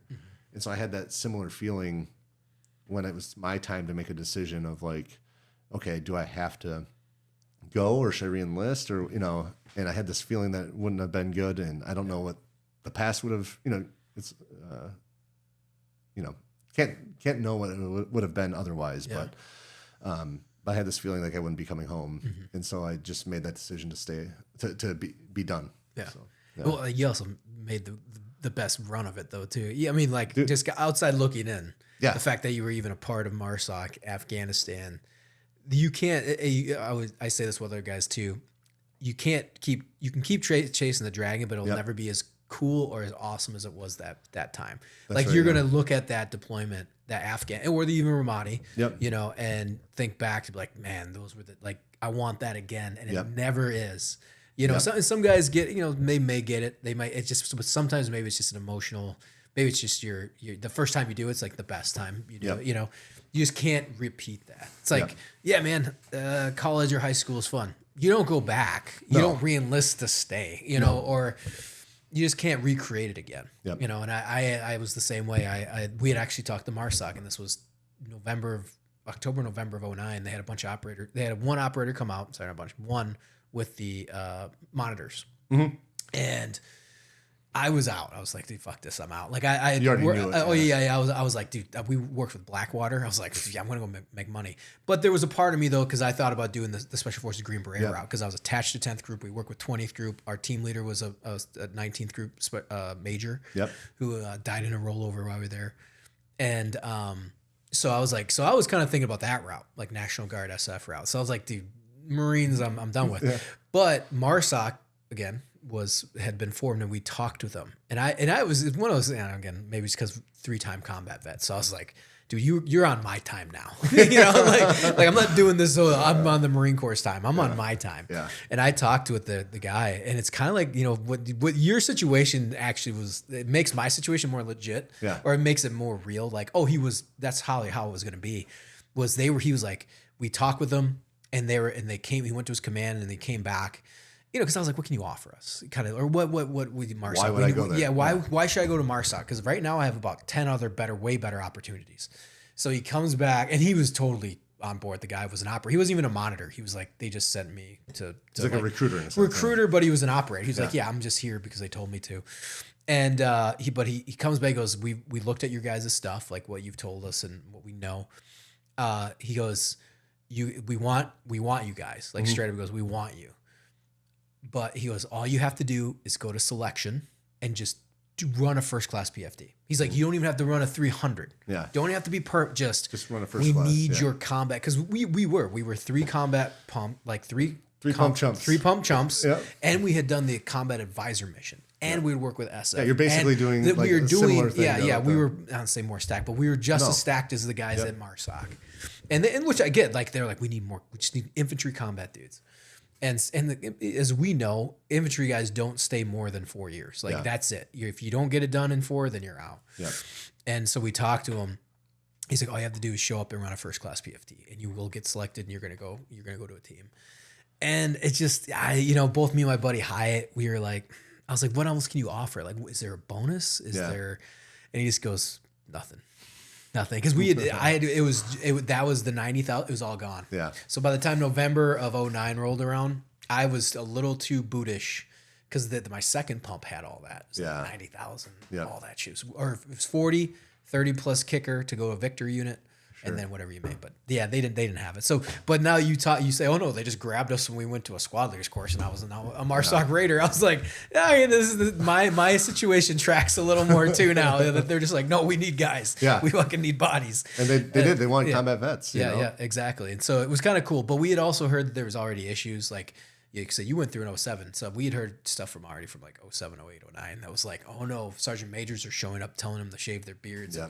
They're trying to fuck with them. Yeah. They're trying to fuck with their compound. Yep. And they're under SOCOM, and like the Marine Corps wasn't happy. And so, and then I was looking at SF or other routes, and you're like, dude, these guys are established. Anyways. Yeah. So it's kind of like and also the deployment we had, I was like, man, I would stay to do it longer, but it's a different team. Mm-hmm. It's different stuff that's happening. And you're like, it just wasn't right anymore. You're just like, we had an awesome run. Now go home and, and pursue other things. So yeah, I understand what you mean. Like, it's just like, you can't, when to call it in that aspect. Yeah. Like, you're good at it. And I've since gone to Ukraine, as you have as well, and it's like, and I've done other stuff. I became a contractor and went back another 6-7 times, I think, or something like that. Yeah, see, I never did that. Yeah, I did, and then I further tested it there. Nothing wild, but you're like, yep, I still got it. Yep.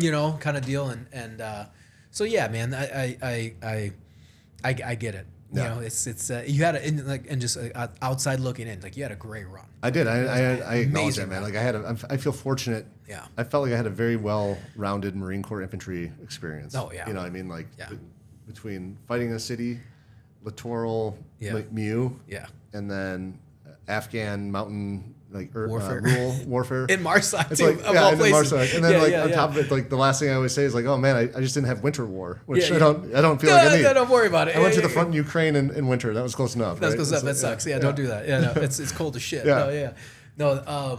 So then, what did you do? Kind of. I mean, this is 2008, man. We're going on 18, 19 years now. Yeah. So what is, we can talk a little bit about Ukraine, or just like what was life in between now and.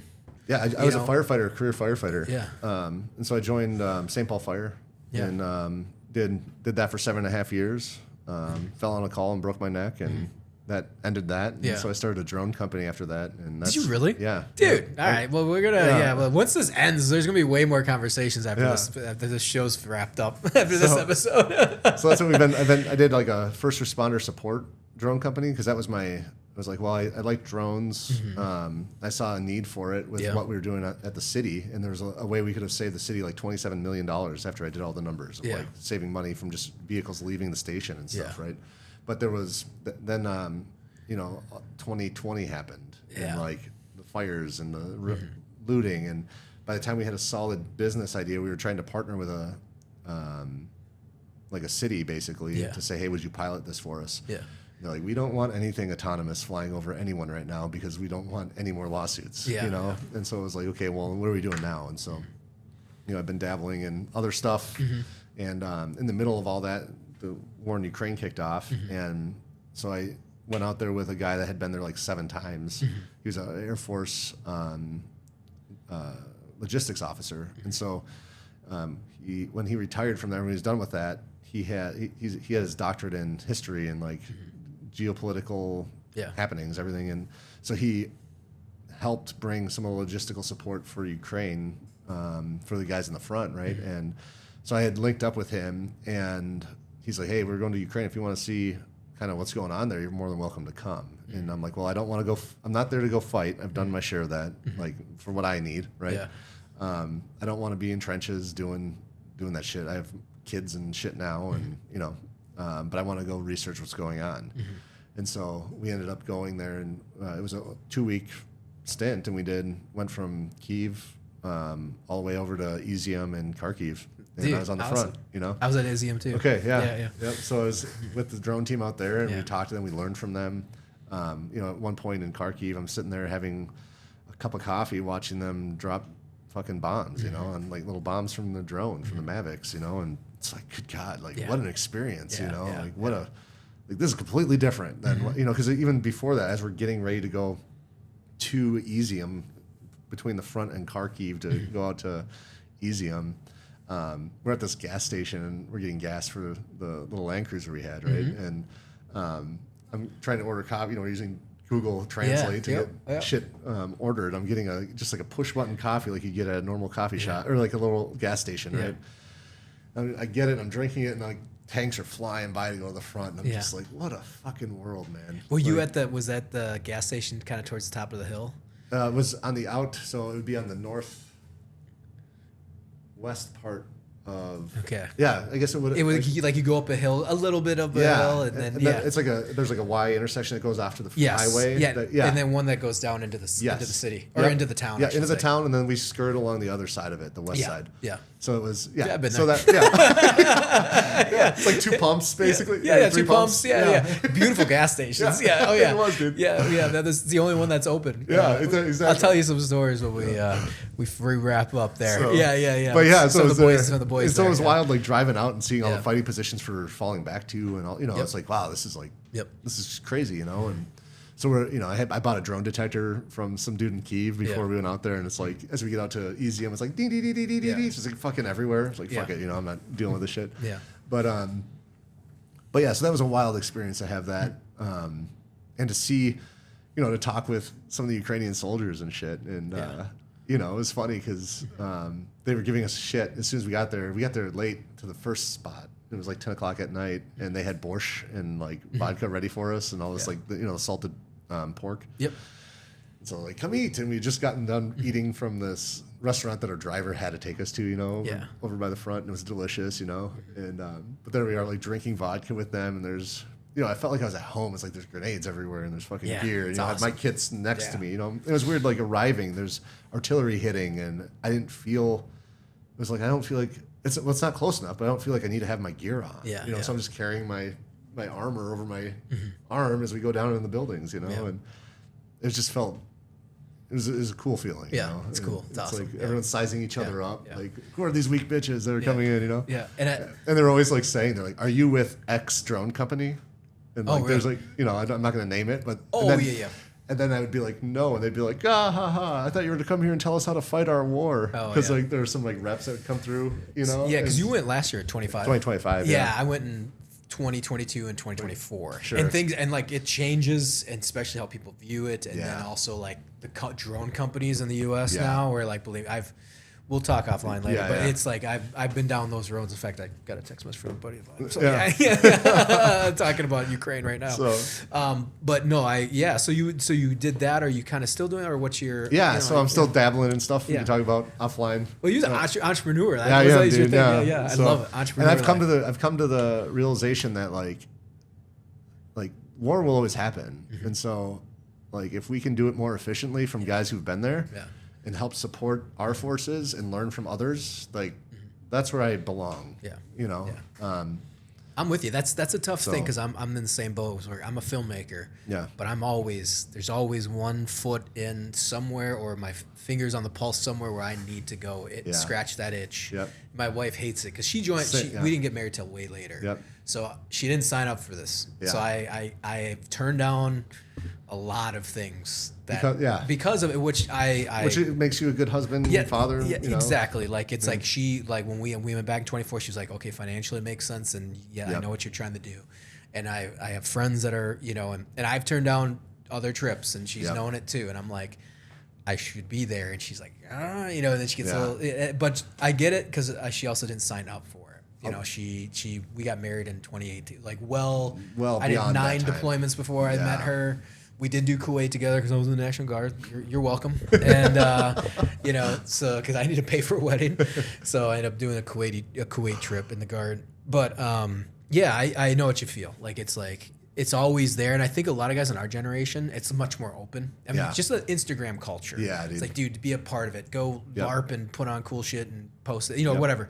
But even like guys like us, where we get a little more involved. Yep. And after the evac, and maybe this is your take on this, is my take, is after the evac that kind of dam broke. Yeah. Of like maybe in the 90s, the guys from Vietnam that were doing wild shit in like Sierra Leone, or you kind of have an in with the CIA or whatever. I think that those doors got blown open. Yeah. More into maybe guys like us that are more conventional, but now the doors are blown open, and it's like, I wouldn't say it's a free for all by any means, but it's like it's really cutting your teeth on who's who, especially with Ukraine. Yeah. Because when Ukraine kicked off, when I went in and that was 3 weeks, it was like, dude, this is legit, and like who's gonna put their money where their mouth is? Yeah. And like, and it really did. Legit combat. Yeah. Legit combat, conventional, dude. We had Russian cruise missiles going of us in Lviv, and depends on what your mission was, what you're trying to do. Yeah, I had Navy SEAL come through, nice kid, been in 12 years. I had to cross-check him with somebody I knew, because you know, people start lying about shit. Yeah. And I was like, what do you? He's like, oh, I'm only here to fight, and I'm like, okay. And he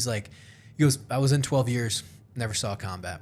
Yeah. Never saw anything. He goes, I got out, kind of, and this kicked off, and I'm here to prove myself I could do it. I was like, cool, man. The front is that way, and we'll hook you up with whatever context we have. Yeah. You know, I was like, I wish I could join you, but I got other things. I got a kid at home and a wife, and I told her, you know, and like as much as it ate at me to go and pick up a javelin and get after it, it's just, you got to know, you push and pull. You have a role now, right? Yeah, exactly. Father, right? Yeah, exactly. And fatherless kids, it's issue, right? Yeah. So, well, I also don't want to like. I make jokes, but I'm trying to keep it to one marriage. Yeah, exactly. I'll tell you what, though, dude. Like leaving, like, because I didn't have kids when I was in the Marine Corps, and I didn't have it even for a lot of the time in the fire service. Mm-hmm. And when I left for Ukraine, my daughter, she's like, you know, she was like 4 at the time. Mm-hmm. And she looks at me. She doesn't know, you know, my kids didn't know where I was going. I told them I was going to do a work trip, right? Mm-hmm. And so, but I'll be gone for a couple of weeks, and I'll be in a different time, and all this stuff. My wife knew. And so, like, we'd already, like, you know, she's been with me for a majority of our life. And she knew what that meant. And she knew that I wouldn't get myself in a spot that, like, intentionally, where I would be putting my life with them at risk. But my daughter, unprovoked, looks at me, and I said, bye, guys, like I always do. And I usually like would drive the car and park it, you know, if I had to travel, but like they dropped me off. And my daughter looks at me, dude, and like I'm gonna get a little choked up, but like she looks at me, and I'm like saying bye, and I have all my bags. She's like, goodbye, Daddy. I hope I see you again. Oh, Jesus. And like I had a paper ticket, you know, and like I go, I go to the fucking checkout counter. I have like tactical gear shit. I'm going to Poland to go to Ukraine, right? And like I have my paper ticket, and I'm like sitting there like this, like shaking. Yeah. And I'm like, like not because I'm afraid, but because I'm trying not to lose my fucking shit. Because I'm about to break down because of what my daughter said to me, and I'm like what, you know? And it's at that moment, and you know this feeling. It's like, am I like, what am I doing? Like, is this like, am I just playing now, or what? Like, what's going on? And it's like you're trying to, you know, you have this calling, and you just have to do right. But it's like to have that feeling, and I commend anyone that's currently serving with kids and shit. It's a completely different experience. It's like you're going, and especially guys like there's some guys I know that were in the shit in Afghanistan, you know, officers and stuff that and even enlisted and stuff, and now they're like deploying again to like possible fronts and shit, and it's like they know what that means, and their families may, you know, I always wonder, like, how are they explaining that to their kids? Are they telling them they're going to war? Or are they, you know, and it's just like a completely different experience to have kids and go to a war zone. Like, not even to fight, like, for me, you know, but it's like a completely different experience. 100%. My brother, I mean, he just deployed in general. Like, like I can't imagine leaving my daughter for 7 months now. 2 weeks is hard enough because we have limits on not even going into combat. But when I do a project, it's like 2 weeks is like that's a lot. It's a lot to ask. It's a lot to ask. Not of just my wife, but my kids. You know, because then they were like, "Where's Dad? What's going on?" You know. So even the week trips get pretty rough, and that's what I do. I shouldn't say super often, but often enough. But when you go to Ukraine, that's like a 2 week plus trip. Minimum. We've looked at going to Burma or going to somewhere else, and like I've talked with my wife. It's like, man, these are like 3 week long trips. Like that's a long time, and it's got to be worth it both financially and you know, and just projects. So we've debated a lot of stuff like that, and there's stuff that it's you got to turn down too. It's just like it sucks, man. But just because you can doesn't mean you should. Exactly. Yeah. And I know like a lot of guys are like, "You guys are bitches," you know. Like, fuck those dudes, man. Exactly. Yeah. Fuck you if you think that, dude. Seriously. Exactly. Exactly. Yeah. That's what exactly I say too. Is like, dude. It's like I said, I'm trying to keep it to one marriage, right? Yeah. Exactly. Yeah. You know, it's like prioritize your life. Here's the thing. When I was a firefighter, I saw a lot of people die. Right. And they die naturally. They die like in odd fucking ways. And I'll tell you, like reflecting on life, reflecting on everything. It's like, I never once had someone look at me on their deathbed or if they're dying and they weren't like, man, I wish I would have done more of something. It's always like, I wish I would have spent more time with my family or like tell my family. You know, there's this woman I remember holding her neck shut after she was pregnant and a shitty fucking boyfriend slashed her throat. Oh, Jesus. And so I'm like holding her throat together and she's like, take care of my baby. Oh, and she's like, don't let me die. She's like, I don't want to die. And I'm like holding her neck shut, you know? And it's like, what do you say to people? You know, it's like, they're not like, oh, I wish I would have earned more money. Can you please pour more money in my bank account? Can you please make me famous? Like, fuck that shit. Like, you know, if anyone has anything to say about it, I don't give a shit. Because at the end of the day, I know the unfortunate truth of what life is, which is we don't have enough time, and especially with our family. And it's like, we still have to fulfill ourselves. We still have to have purpose. But I think like at the end of the day, like, the family, and especially because we chose to have kids, we chose to have a family, that's also something we have to honor. Yeah, you know? exactly. And if someone watching this can't recognize that, then what a miserable fucking life. Yeah, most like, time, that's what I say. Yeah, most time people are like, "You went?" Yeah, like I got a lot of that. I actually get a lot of that. Like, I know. You did what? I've had that too. It's like, I didn't even get paid for it. You know? Exactly. Yeah. And that's the thing is, and I agree with you. I think that's something is like not say when to call, knowing when to call it, because I know guys. And, you know, and guys know what they've done, and not in a bad way, but they've like, my kids don't know me. Yeah. Well, I chose to keep operating. I chose to make that $15,000 a month with Blackwater, and now you're on your third wife, or you're, you know, I mean, we ran it all the time as contractors. Like, you think the military's bad? Yeah, I can't Contractors are a little bit. It depends on what kind of scale, but it's like it's almost worse because they're making more money. It's like, well, of course I'm gonna keep deploying. Yeah. You know, like deployments suck in the military, but at least you have like your retirement or whatever. Like these guys are just going back and back. Yeah, you're private. Yeah. You're 1099. Yeah, and that money, by the way, is going to burn up. No matter how much you save, everyone's money burns up at some point because you have to have a career after. Yep. And I've seen my buddy, I love him. He did it probably one of the longest times. And I think he said he had like over 200,000 saved up. His wife's in the military, she's like an officer, they're making bank. And then they had 3 kids. He's like, I don't know where it went. He's like, you know what I mean? He's like,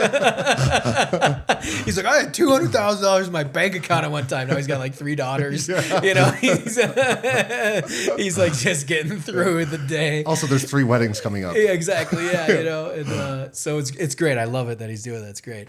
But it is though. I mean, like, you know, you gotta set. In my advice to guys is always like set your goals, meet your goals, or hey, if this doesn't work out, it doesn't work, man, and like move on to the next thing. You know. Well, that's the thing, and like, I want to be clear. Like, if you choose to do that life, I don't give a shit. But like, when I was more responding to the comment of like when people come on this, watch the podcast or listen to it, and they're like, you know, have their fucking opinion. It's like, listen, man, I don't have my opinion. I have my opinions, but like, I don't.